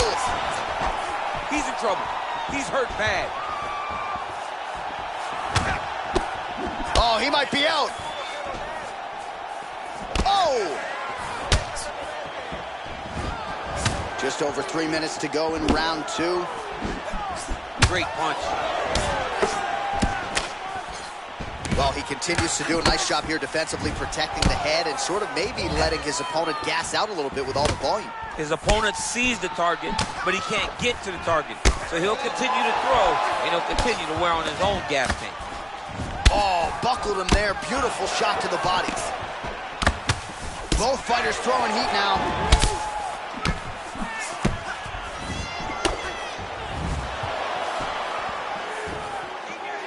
Nice straight punch. All right, single collar tie now. Well, he keeps going back to the well with that left hand, just out of range. All right, so another swing and a miss, and I'd imagine if your gas tank is this low, you got to find times to try to preserve that energy and get yourself back to a place where you can actually dole out some damage. Yeah, you got to get out to space, find places to rest and recover. Get against the octagon, go to the clinch, find ways to just recover so that when you have that next explosion, it actually has some meaning to it. Well, a really good second round for him thus far. After a somewhat lackluster first round, he has found the rhythm and found his striking range. Scary proposition for the opponent now here in round 2. Oh, big knee there. Whoa! Dude's hurt. Serve him up. Go get him.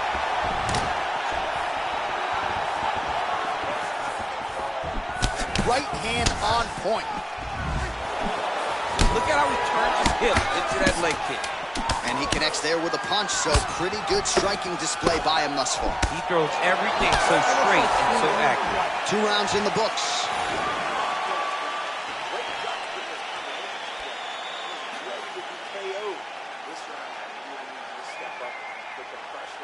All right, so there's the end of the round, and the tide has officially turned. A huge head strike to stun his opponent. We'll see which corner can adjust here moving forward. I mean, they've got to be celebrating. They've got to be happy. Everything's working.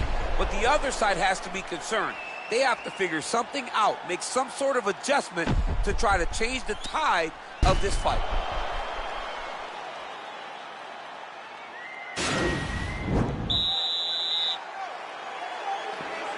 Third round underway.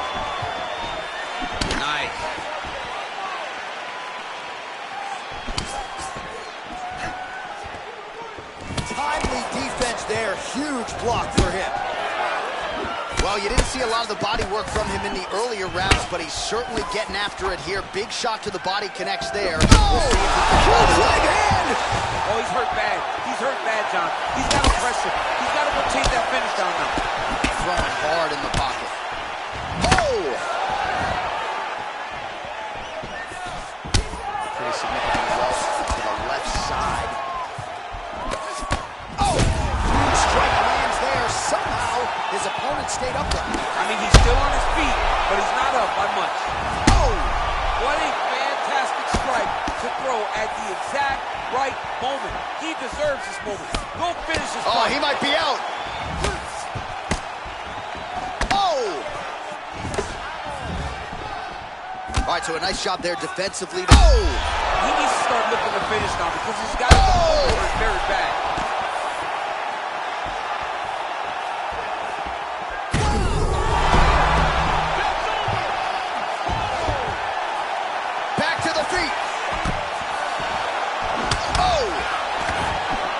Really starting to put together. Put him to sleep. Able to get back to his feet yet again. Oh, but not a good look for the judges here. Look how wobbly he is. Oh! And just like that, the fight is over. Oh! A near perfect strike to end the fight and end the night for his opponent, who candidly may not have even seen that shot coming. So just the way he drew it up, exactly what he told us during fight week, played out here on fight night. He found a little opening in his opponent's defense and barged right through it to get the big knockout win. So there he is after a monumental knockout turned in here tonight. That is one they will be talking about for quite some time. Ladies and gentlemen, referee Dan Mergliano is going to stop to this contest at 2 minutes, 43 seconds with round number 3. Declaring the winner by knockout assassin.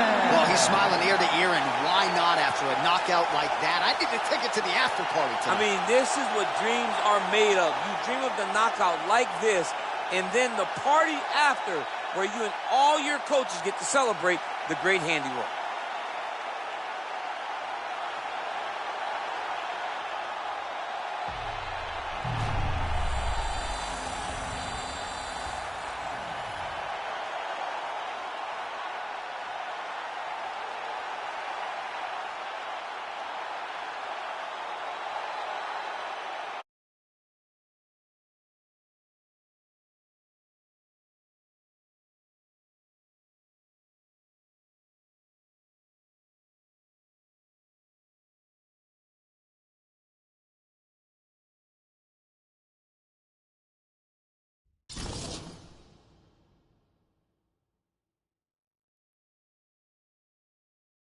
All right, coming up next, the wait is over for this lightweight championship fight between Justin Gaethje and Dustin Poirier.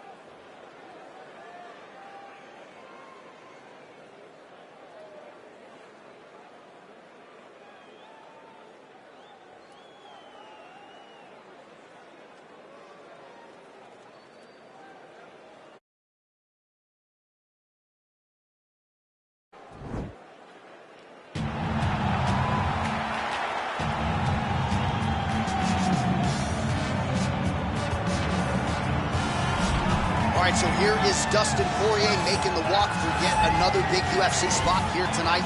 UFC 236 was his coming out party, DC. He ended Max Holloway's 13-fight winning streak, and in a near-perfect performance in a lot of respects, was able to realize a UFC interim lightweight. They say diamonds are forever, and so is Dustin Poirier. It seems like he's been here the whole time. We've seen this young man grow up in the UFC. We saw him at 145 pounds have a ton of success, but we've truly seen him come into his own as he's going up to lightweight. He become a UFC interim champion, and he's beat guys like Eddie Alvarez, Justin Gaethje, and Max Holloway. One of the best fighters at 155 is Dustin Poirier. And with Dustin Poirier and Daniel Cormier, safe to say that Lafayette, Louisiana has made a pretty good UFC footprint over the last few years. Dustin Poirier, that hung pretty good. Well, this is about as decorated a kickboxer as has come into this division in some time, DC. And if we get a kickboxing match tonight, he ain't losing. He is a championship-level kickboxer, a guy that can stand in the pocket and trade and kick and punch with anyone. He's constantly throwing things from as close as you can get. He's comfortable throwing leg kicks. He will drive these into your body. But it's the aggressiveness and the ability and willingness to stand in the pocket and trade that makes him truly, truly special. I think that is what separates kickboxing, the high level, from everyone else. He understands distance as well as any striker in this division. Of course, that is a byproduct of a lifetime of repetitions in the kickboxing space. And now our tale of the tape for this lightweight fight. Both fighters are 31. Gaethje is 2 inches taller. Poirier will have the 2-inch reach advantage. To get us started with the official introductions, Bruce Buffer. Ladies and gentlemen, this is the main event of the evening. And when the action begins, our referee in charge of the Octagon, Dan Murgliata. And now, this is the moment UFC fans around the world have been waiting for. Live from the MGM Grand Garden Arena in Las Vegas, it's time! 5 rounds for the undisputed UFC Lightweight Championship of the World. Introducing first, fighting out of the blue corner. This man is a boxer holding a professional record of 28 wins, 6 losses, and 1 no contest. He stands 5 feet 9 inches tall, weighing in at 155 pounds. Fighting out of Coconut Creek, Florida, USA, introducing the challenger, Dustin the Diamond Poirier. And now introducing the champion, fighting out of the red corner. This man is a kickboxer, holding a professional record of 23 wins, 3 losses. He stands 5 feet 11 inches tall, weighing in at 155 pounds. Presenting the reigning, defending, undisputed UFC lightweight champion of the world, Justin the Highlight Gaethje.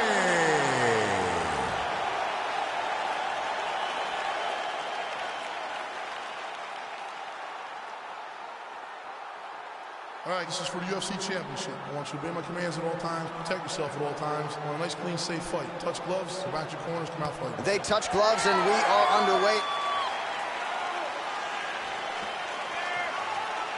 Ready? Ready? All right, so here we go as round 1 gets underway. 2 world-class level strikers here, and the expectation is we're going to get a kickboxing match here in the Octagon. Yes, we are going to get a striking match. One guy is very good at kicks. The other guy has unbelievable hands. Let's see what type of attack is going to win the battle of 2 great stand-up fighters. Oh! Huge right hand! He's in trouble. He's hurt bad. Man, these guys are falling back and forth. Oh, nice right hand. Spinning back fist. Game of inches right there, boy. Wow. It was good night if that landed. Oh! Serve him up. Go get him. Oh, he might be out.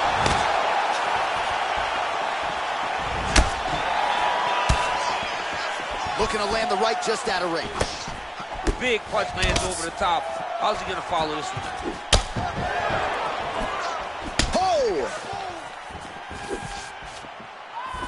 Oh, beautiful jab there from Gaethje, who just might be the most watchable fighter in the UFC today. It's so fun to call a Justin Gaethje fight.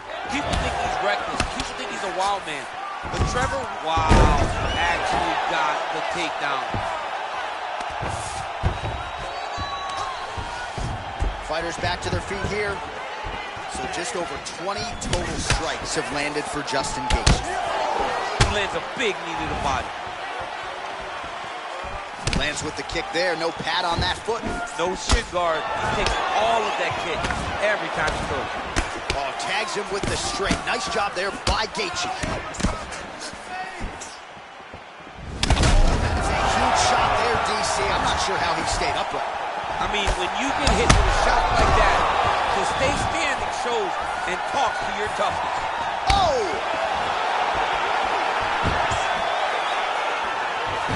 Well, the right hand has been there at times, not that time. Oh, and he connects with a punch there, DC. You like this guy. I like this guy a ton. Oh! Oh! Strike there, he could be in trouble. He's in trouble. He's hurt bad. He doesn't know if he's in the octagon or at his mama's house for Thanksgiving. He's hurt. Serve him up. Go get him. Knock him out. The fight's done. Now he's on top of him looking for the finish.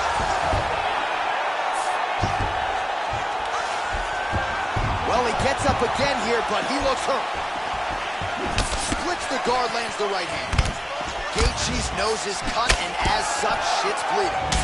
Connects now with the 1-2. Poirier gets the takedown here late in the round. It's a strategy you see from a lot of high-level fighters to try to sway the judges late in the round. Big punch lands through the middle. Everything works off of the jab, doubles up on it there. All right, so there's the end of the round as we show you some of the highlights, DC. There was a big knockdown there. Thought he might get the finish. We'll see if he gets it in the next round. Well, if he lands that shot again, it will be over. It will be a finish. You don't recover from two of those types of strikes. He found the right moment, he found the opening, and landed that big strike.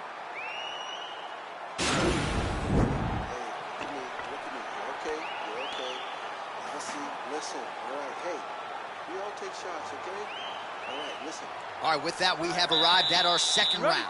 Justin Gaethje and Dustin Poirier. Oh! Head kick. He's hurt. He's hurt. Oh!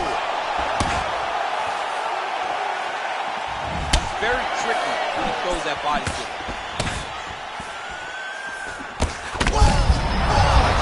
I'm not sure his opponent knows where he is. No, he is on Beach Street right now. He's seeing Tweety birds over the top of his head. When you take a hook like that, you are on wobbly legs.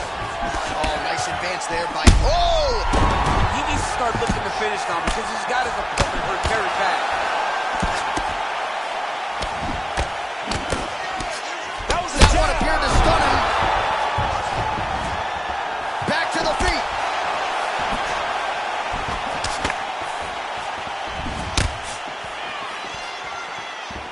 So we call on the numbers here, DC. 55 total strikes now for Justin Gaethje. And a pretty efficient effort thus far. 62% accuracy on the strikes against Dustin Poirier. So he's really starting to put together some significant body shots. He's hurt bad, John. He's got to press him. He's got to go chase that finish down now. They got him. On that punch right there, his opponent's compromised, DC. It's one thing to land a hard shot. He's out! He got him! Beautiful shot to end the fight right there. It couldn't have landed much more flush than it did, and I'm not even sure the opponent saw it coming, quite frankly. So, near perfect execution on the strike that ultimately results in the KO here tonight. Well, another highlight for the real DC as we look back at that scintillating knockout. Yeah, but the whole fight, he was landing great strikes, kicks, punches. He was doing everything right until eventually he found the shot that ended the fight. So what a knockout from the UFC lightweight champion here tonight. Under the bright lights, he rises above the pressure and gets it done in a big way to be the UFC lightweight champion. Ladies and gentlemen, referee Dan Mergliata has called a stop to this contest at 2 minutes, 21 seconds of round number 2. Declaring the winner by knockout and new UFC lightweight champion of the world, Dustin the Diamond Poirier. Oh, what a moment there it is for the new UFC lightweight champion. I'm not crying. You're crying. Are you crying? I mean, almost. It's hard not to feel emotional when you watch someone accomplish something that they set out to do so long ago. Congratulations to the champ. He did a great job in winning this belt.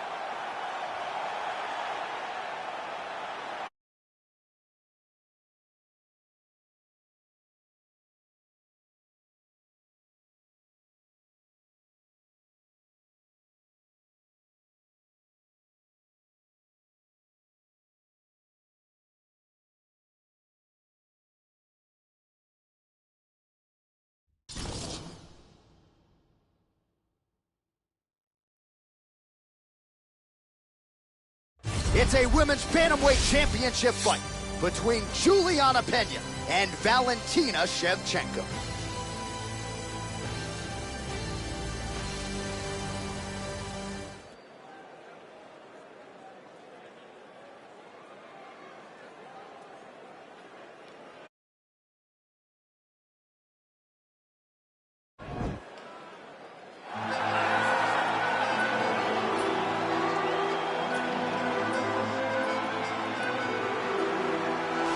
All right, so here's the UFC Women's Flyweight Champion Valentina Shevchenko. A lot of signature wins to her credit already. Holly Holm, Juliana Pena, Joanna Jędrzejczyk, Shevchenko after more here tonight. Shevchenko is just a phenomenal fighter, and not even the victories, right?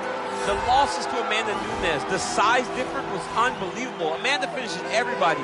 She had her hands full every time she stepped across the octagon from Shevchenko. Every fight was very close.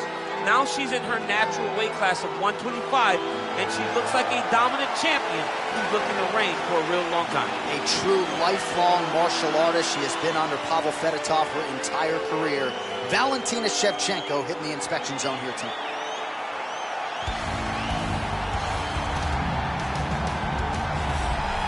So here she is, the undisputed UFC Women's Bantamweight Champion. How about the confidence as she makes the walk here tonight? She wants to get in there, take care of business, and go eat some buffalo wings in the back. She's been the best 135er in the world now for some time.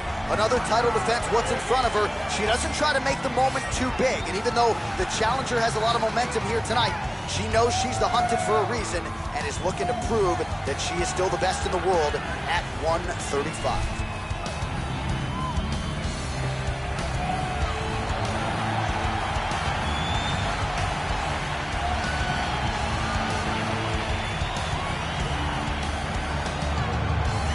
Our tale of the tape for this women's bantamweight championship fight. Pena is 30. Shevchenko is 32. Pena is 1 inch taller. She will have a 2-inch reach advantage. All right, to get us started now, here's Bruce Buffer.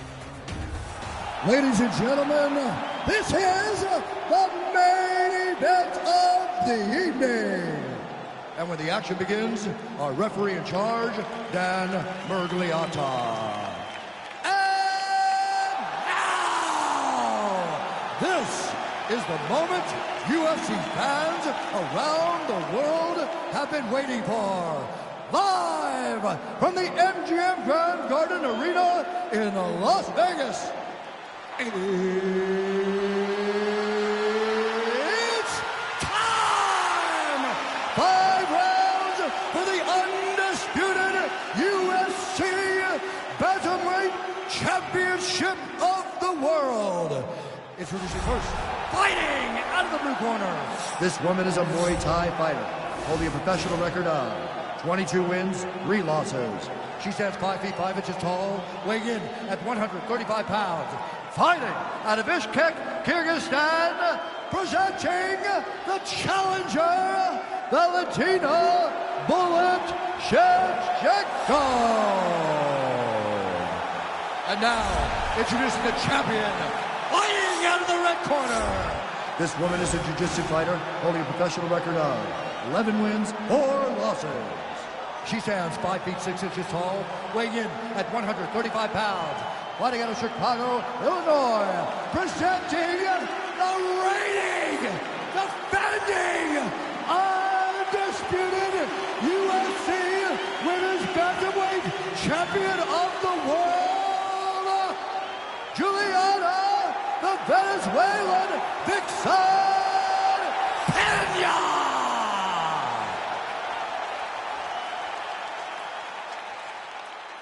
All right, this is for the UFC Championship. I want you to obey my commands at all times, protect yourself at all times. I want a nice, clean, safe fight. Touch gloves, back your corners, come out fighting. They touch him up, and we are underway. You ready? You ready? All right, here we go with round 1, the classically trained striker versus the Brazilian Jiu-Jitsu black belt. And a lot of people believe if she can get off with the hands here early, it could be a quick night at the office. Yeah, she has to use her hands. She has to be fast and has to really make a point to not be kicking too much. Because this Jiu-Jitsu player, this lady, this female who has a black belt in the highest order will be trying to time those kicks to use them to lead into takedowns. She's got to fight behind her jab, fight behind the hands, and make sure she does not get reckless, because the moment this fight hits the floor, this is where the jiu-jitsu fighter wants to be. Nice takedown land. And she gets the single leg takedown. Both fighters back to their feet now.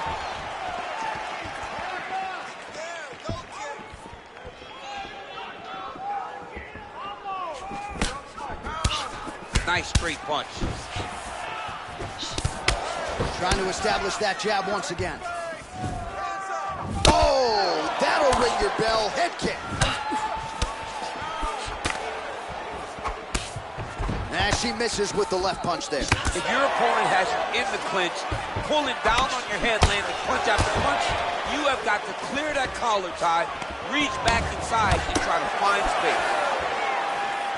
I'm not sure her striking has ever looked better, DC, finding the range with relative ease here tonight. She's doing a great... And she did not miss there. This could be the end, DC. I mean, she hurt her so bad with that big head kick. I don't know how she's standing. Oh, she blocks the punch. And there she goes, using her jab effectively yet again. Her opponent's got to raise that guard or this fight could end. Well, she's going to have to do something. I think she needs to move her head up to the line. If the hands go up, the jab goes to the body, then the jab goes to the head. If you start worrying too much about her jab on top, she'll just start pounding that jab right to your midsection, which then will just empty the gas tank. Nice body kick right under the elbow. Back and forth we go here. Man, she might punch harder than you. Nice connection there. I don't know about that, John, but she is a fast, accurate striker. Good jab. Nice jab. Follows up with a nice right hand. Hey, there it is. Her first takedown of the fight. She told us in our fighter meeting Thursday, at some point I will take her down. She didn't expect it to take this long, but here it is. She really had to work to get this first takedown, and she never gave up on herself. Continued to press, continued to shoot, continued to level change, Now she finally has secured her first takedown. Big kick lands.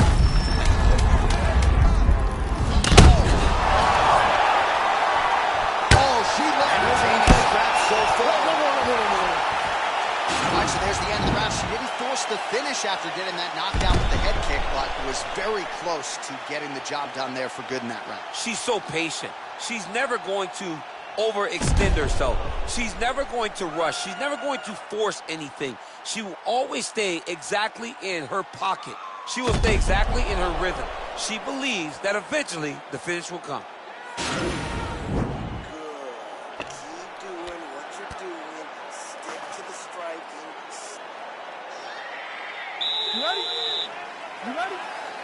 Second round underway.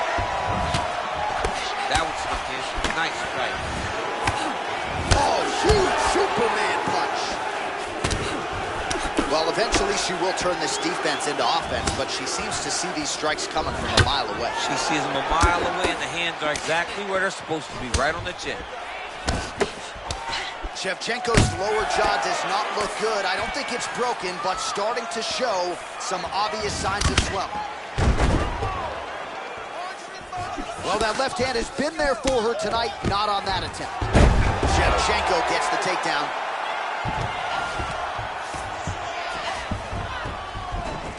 Back to the stand-up now, both fighters upright. Ooh, big knee.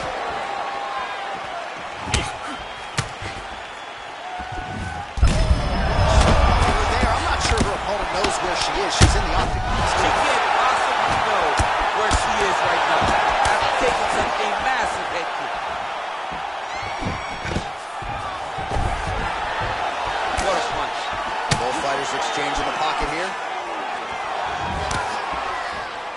Well, she was a little bit hesitant in round one, but she has certainly picked up the pace here in this second round. It took her a while to find her range.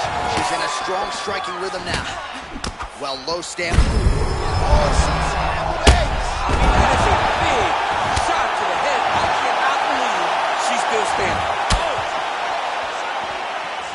Just out of range with the big right hand. Oh! Whoa! You can never know what you're going to do. You can't take pictures now. She has to react. She has to go chase the finish. Back to the feet. She did not miss there. This could be the end, we see. I mean, she hurt her so bad with that. Oh, my goodness. Yeah, that was just a beautiful shot by her there to end the fight. I'm not sure she could have drawn it up any better than it played out here tonight. She lands the seminal blow there midway through the round. I'm not even sure her opponent saw it coming. So, big knockout win for her here tonight. All right, we take a look back at some of the pictures from this one, and she had it all going on tonight, but certainly her boxing was on point. Her boxing always is what allows her to dictate the pace of fights. Finally, she landed the strike that ended the night of her opponent.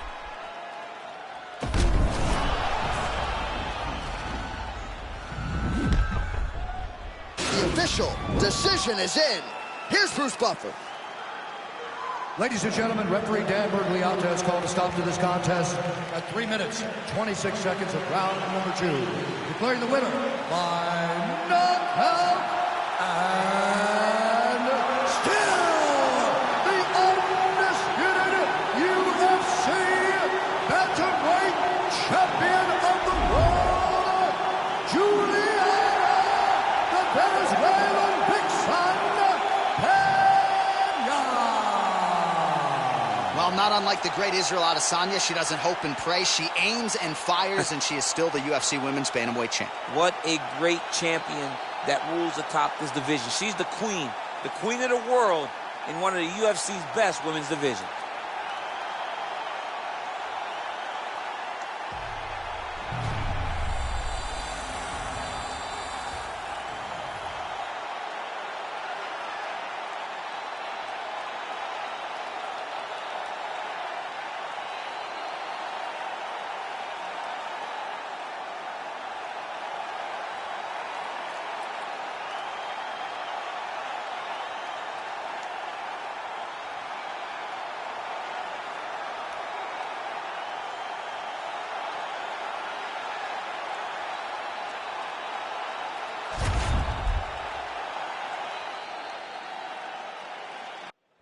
Coming up next, it's a heavyweight collision between the Nigerian nightmare Kamaru Usman and Jan Blachowicz.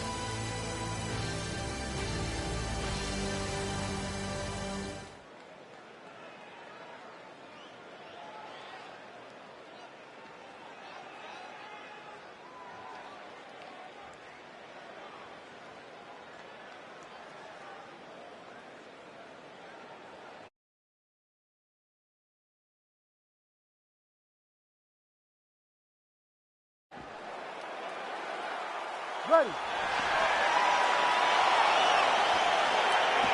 ready to fight? Well, these guys have been on each other's radars for quite some time. Tonight, it shall be done. Both guys well-rounded. You think we're getting a kickboxing match tonight or what? You just don't know, right? You don't know who's going to be able to employ their strategy the way that they need to. This is a close fight on paper, and also in every performance we have seen them put on, these guys seem to be the mirror image of each other. Well, perhaps a sign of things to come as he lands a kick there. Nice kick landed by the champ. Nice leg kick lands. Ooh, what a punch.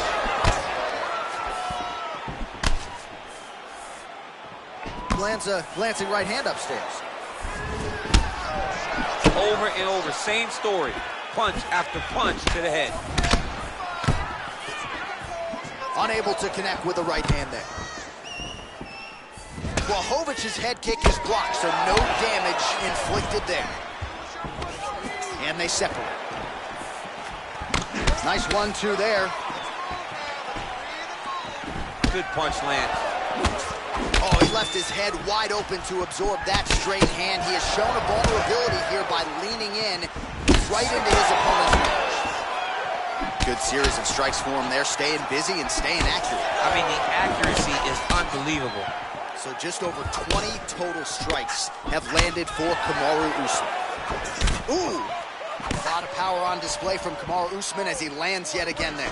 Kamaru Usman showed in the Colby Covington fight, not only is he the best welterweight in the world, he may just be the toughest welterweight in the world because he went through the fire in order to retain that title. He's got to be careful dipping his head when he's throwing that jab. And now his opponent in a world of trouble. Such a sneaky head kick. He did not recognize it. He's coming high, and now he's got him hurt bad. Whoa! Oh, he's hurt bad. He's hurt bad, John. He's got to press him. He's got to go chase that finish down now. Oh! Holding on to him here, not really doing too much, perhaps just looking to recover. Big knee to the body! Blachowicz going for the body kick there, but he misses. No setup whatsoever there. Hook shot lands.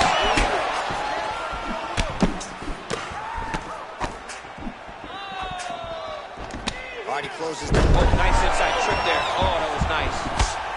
Blachowicz gets back up, back into his comfort zone. Right to the target. Let's see if his opponent can survive. I cannot believe he is still standing after taking that punch. Oh, he might be out. Wow, what a head kick. Oh! Oh! Big knee lands there. All right, so a big knockdown for him, courtesy of that punch in that round. DC, here's a replay. Big moment in the previous round. They were both fighting very well, but when he landed this punch right here that sits his opponent down, it showed that the power is not equal, and if he can land, he does have the ability to damage it. Catch your breath. Breathe. Listen. You can do this now. You ready to fight? Ready. Good. Big punch lands through the middle. Nice little kickboxing exchange there from the welterweight champ Kamaru Usman. Usman's another one of those guys that came in as a wrestler has turned into a great... Oh! He needs to start looking to finish now because he's got his opponent hurt very bad.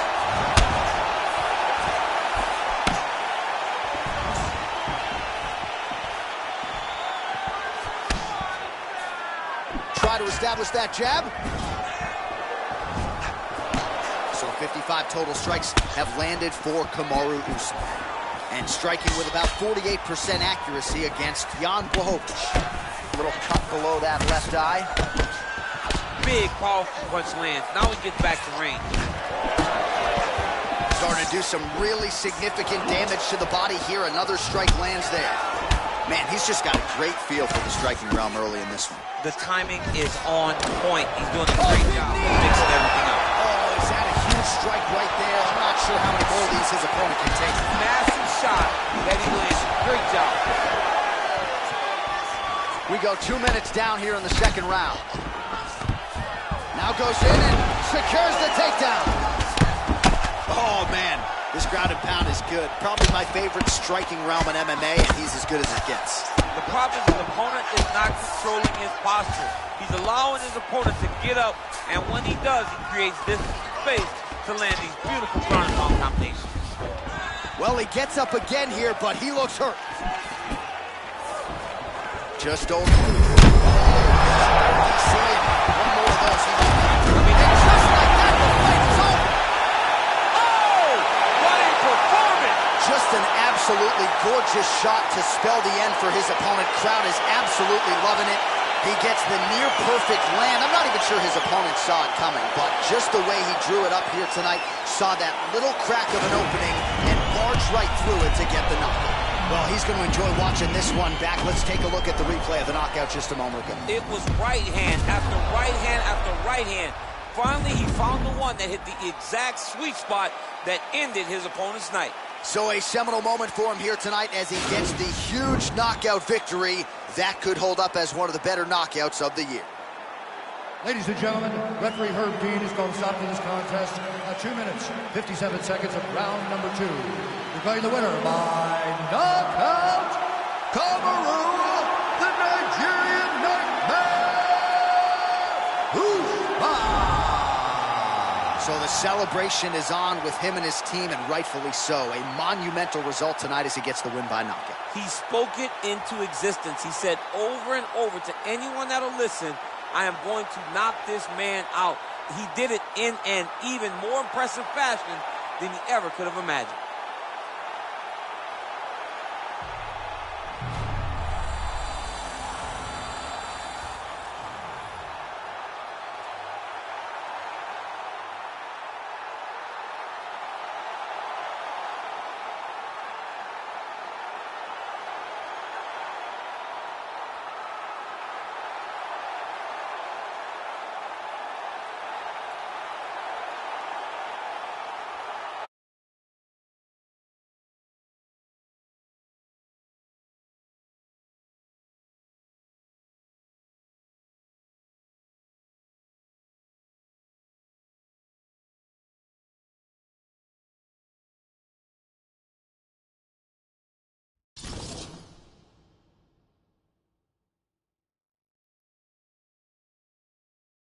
Coming up next, it is a UFC Welterweight Championship showdown between the last style bender, Israel Adesanya, and Conor McGregor.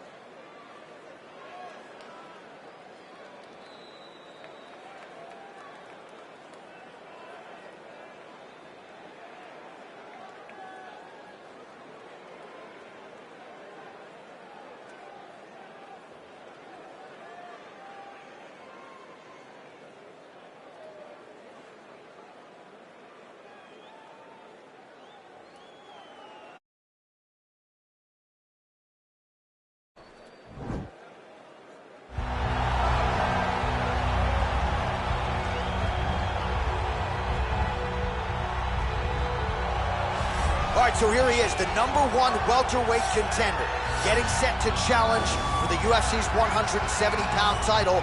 Took a long winning streak in many years for him to realize this opportunity. He is not taking it lightly. He has said all here during fight week he's appreciative of this opportunity, but he is confident he is going to maximize it and leave as not just a contender, but a UFC champion.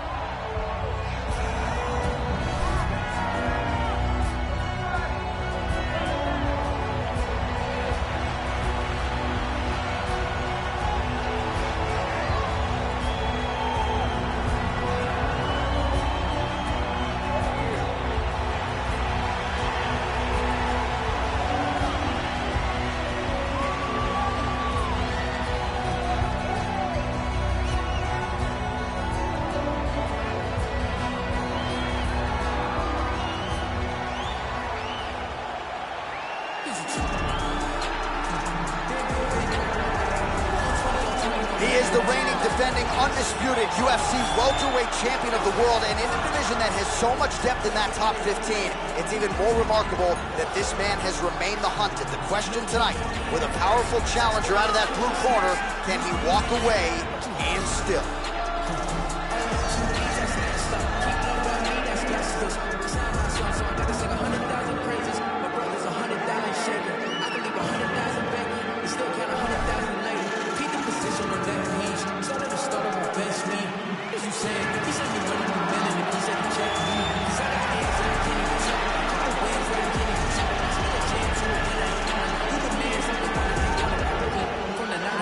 Tale of the tape for this welterweight championship fight. Adesanya is 31. McGregor is 32. Adesanya is 7 inches taller. He will have a 6-inch reach advantage. Now here's Bruce Buffer. Ladies and gentlemen, this is the main event of the evening. And when the action begins, our referee in charge of the Octagon, Yves Lavigne. This is the moment UFC fans around the world have been waiting for. Live from the MGM Grand Garden Arena in Las Vegas, it's time! 5 rounds for the undisputed UFC welterweight championship of the world. Introducing first, fighting out of the blue corner. This man is a kickboxer, holding a professional record of 22 wins, 6 losses. He stands 5 feet 9 inches tall, weighing in at 155 pounds. Fighting out of Dublin, Ireland. Presenting the challenger, the notorious Conor McGregor.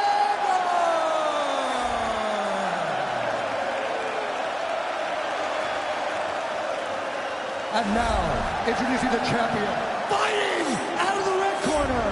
This man is a mixed martial artist, holding a professional record of 21 wins, 1 loss.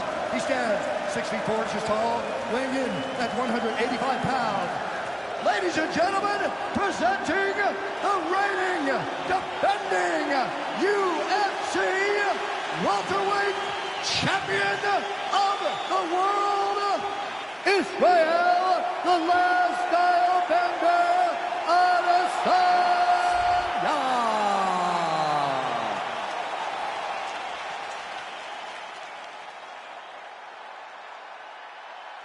UFC belt on the line, guys. Protect yourself at all time, obey my command at all time. If you want to touch love, do it now, go back to your corner.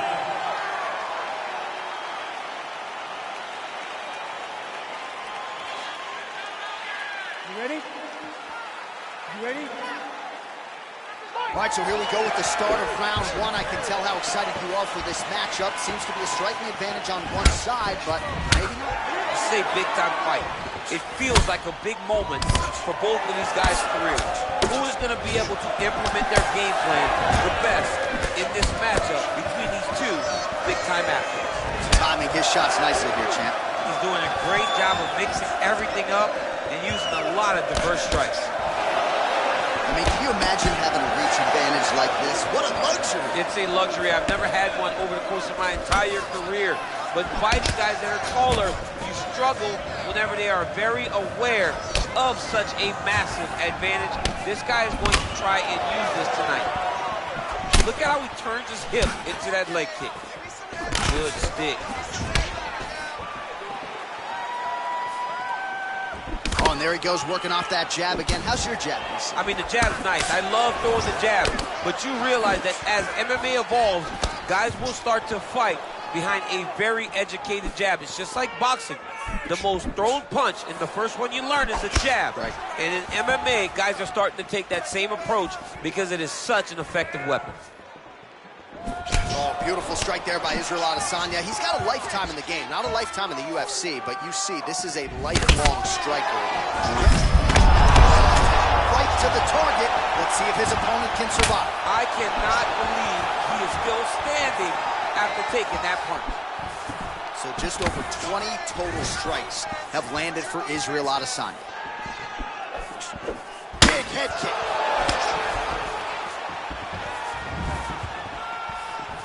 That was a jab. Okay, let's focus.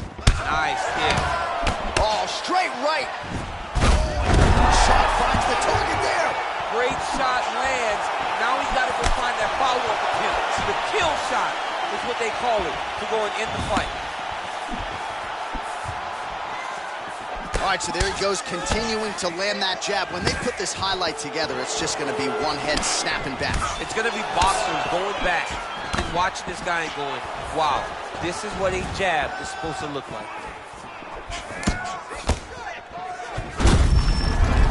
Oh, an obvious limp there, hit for certain. Trying to establish that jab once again. Nice punch there. As effective as straight punches we've seen all night. Huge straight punch lands, and he's got him hurt very bad. He's throwing bombs.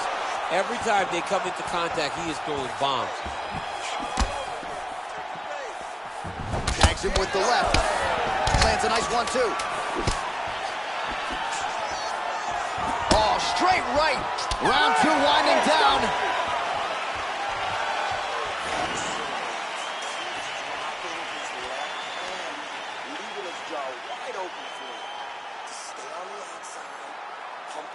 All right, so there's the end of the round. Few things in MMA more devastating than a head kick, and nearly produced a knockout for him there. We talked to him earlier in the week, and he talked about chances to take the kicks high. He got a chance, he took it, he landed that kick, and almost got the fight finished. Let's see if he can go and do that again.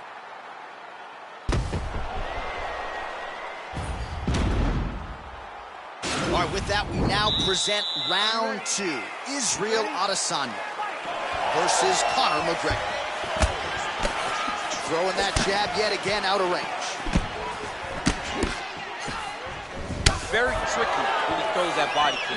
Oh, really using his reach advantage there with that punch, DC. Effective punch there by McGregor.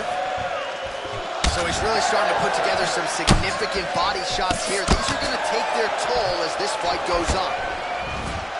Mixes it up nicely in terms of staying heavy and also staying active. 51 total strikes have now landed for the last style bender, Israel Adesanya. Not the most efficient performance, landing with 47% accuracy tonight against Conor McGregor. Big punch lands through the middle. Right hand upstairs. If this guy doesn't move his head, his night is about to end. Really good body kick. Oh! Game of inches right there, boy. Wow. It was good night if that landed. Oh, he was right up the gut, DC. He's in a world of trouble now. They say the straight ones are the ones that get there first, and it got right to the target. And he landed the right hand there. Oh, massive kick to the body.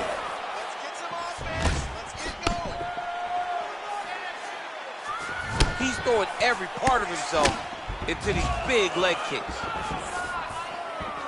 just missed with the left there. Nice land there by Conor McGregor. You know, DC, he's got a great frame for this featherweight division. Very long, extended reach, and he uses it pretty well. Works off of that jab beautifully, and he is on point here tonight. Look at him whip his hip into that kick. Continues to mix it up, going to the head, mixing in some body shots. Oh! Ooh, diving punch lands. Oh, he's hurt bad. He's hurt bad, John. He's got to press him. He's got to go chase that finish down now. Making all these shots count. Back to his feet. Under 1 minute now remains in round 2. Oh! Dude's hurt. Serve him up. Go get him. That one landed clean. 30 seconds now to go in the round.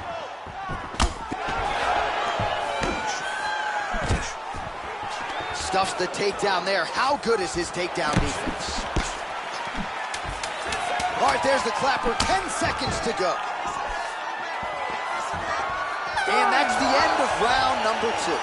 A lot of highlights from which to choose over those previous 5 minutes, DC. Let's take a look at the replay. Yeah, for all the good that he did in that round, it was the punching that really led to him really taking control of the fight. He did a great job finding his shot over and over again.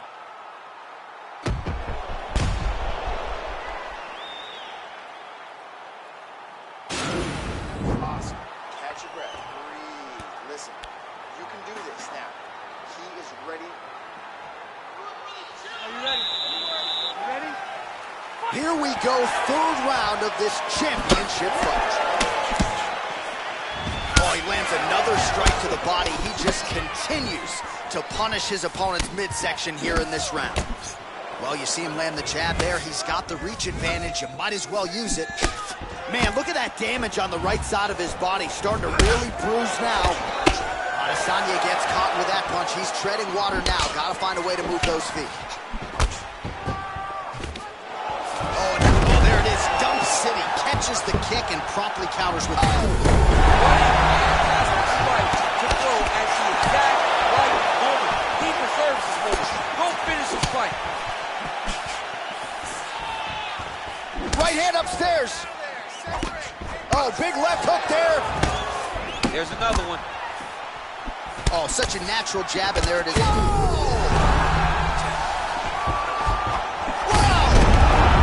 Holy smokes!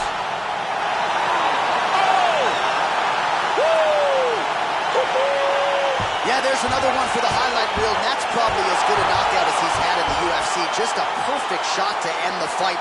Crowd absolutely loving it.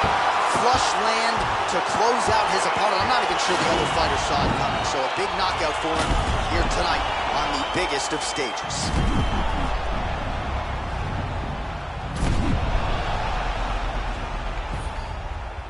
Well, what a night for the UFC welterweight champion as he wins the belt with a knockout victory. He had some doubters coming in here tonight. Those people are pretty quiet right now. Ladies and gentlemen, referee intervenes, call a stop to this contest at 1 minute, 37 seconds of round number 3. Declaring the winner by knockout and still the undisputed UFC welterweight champion of the world, Israel Adesanya. All right, so he came in the best welterweight in the world. Nothing changes tonight. Congratulations to the still UFC welterweight champ. He understands that he is the best fighter in the world at 170 pounds, and he proved that tonight.